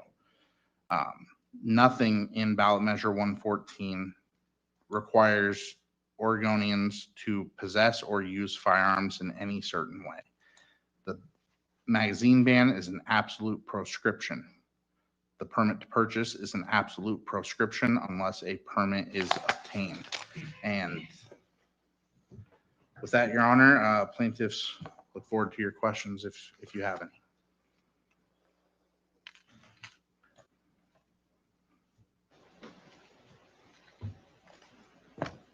You know, I don't think I actually do. I think you've each done your level best in your advocacy for your clients, and I don't think I have any additional questions at this point in time. I'm going to leave the record open for you to file any objections to the offer of proof until Monday of next week. I'll allow any responsive pleading from the defendants no later than Thursday. I'm thinking 5 o'clock on both ends. Is there anything else that anybody intends to try to add to this record at this point, or?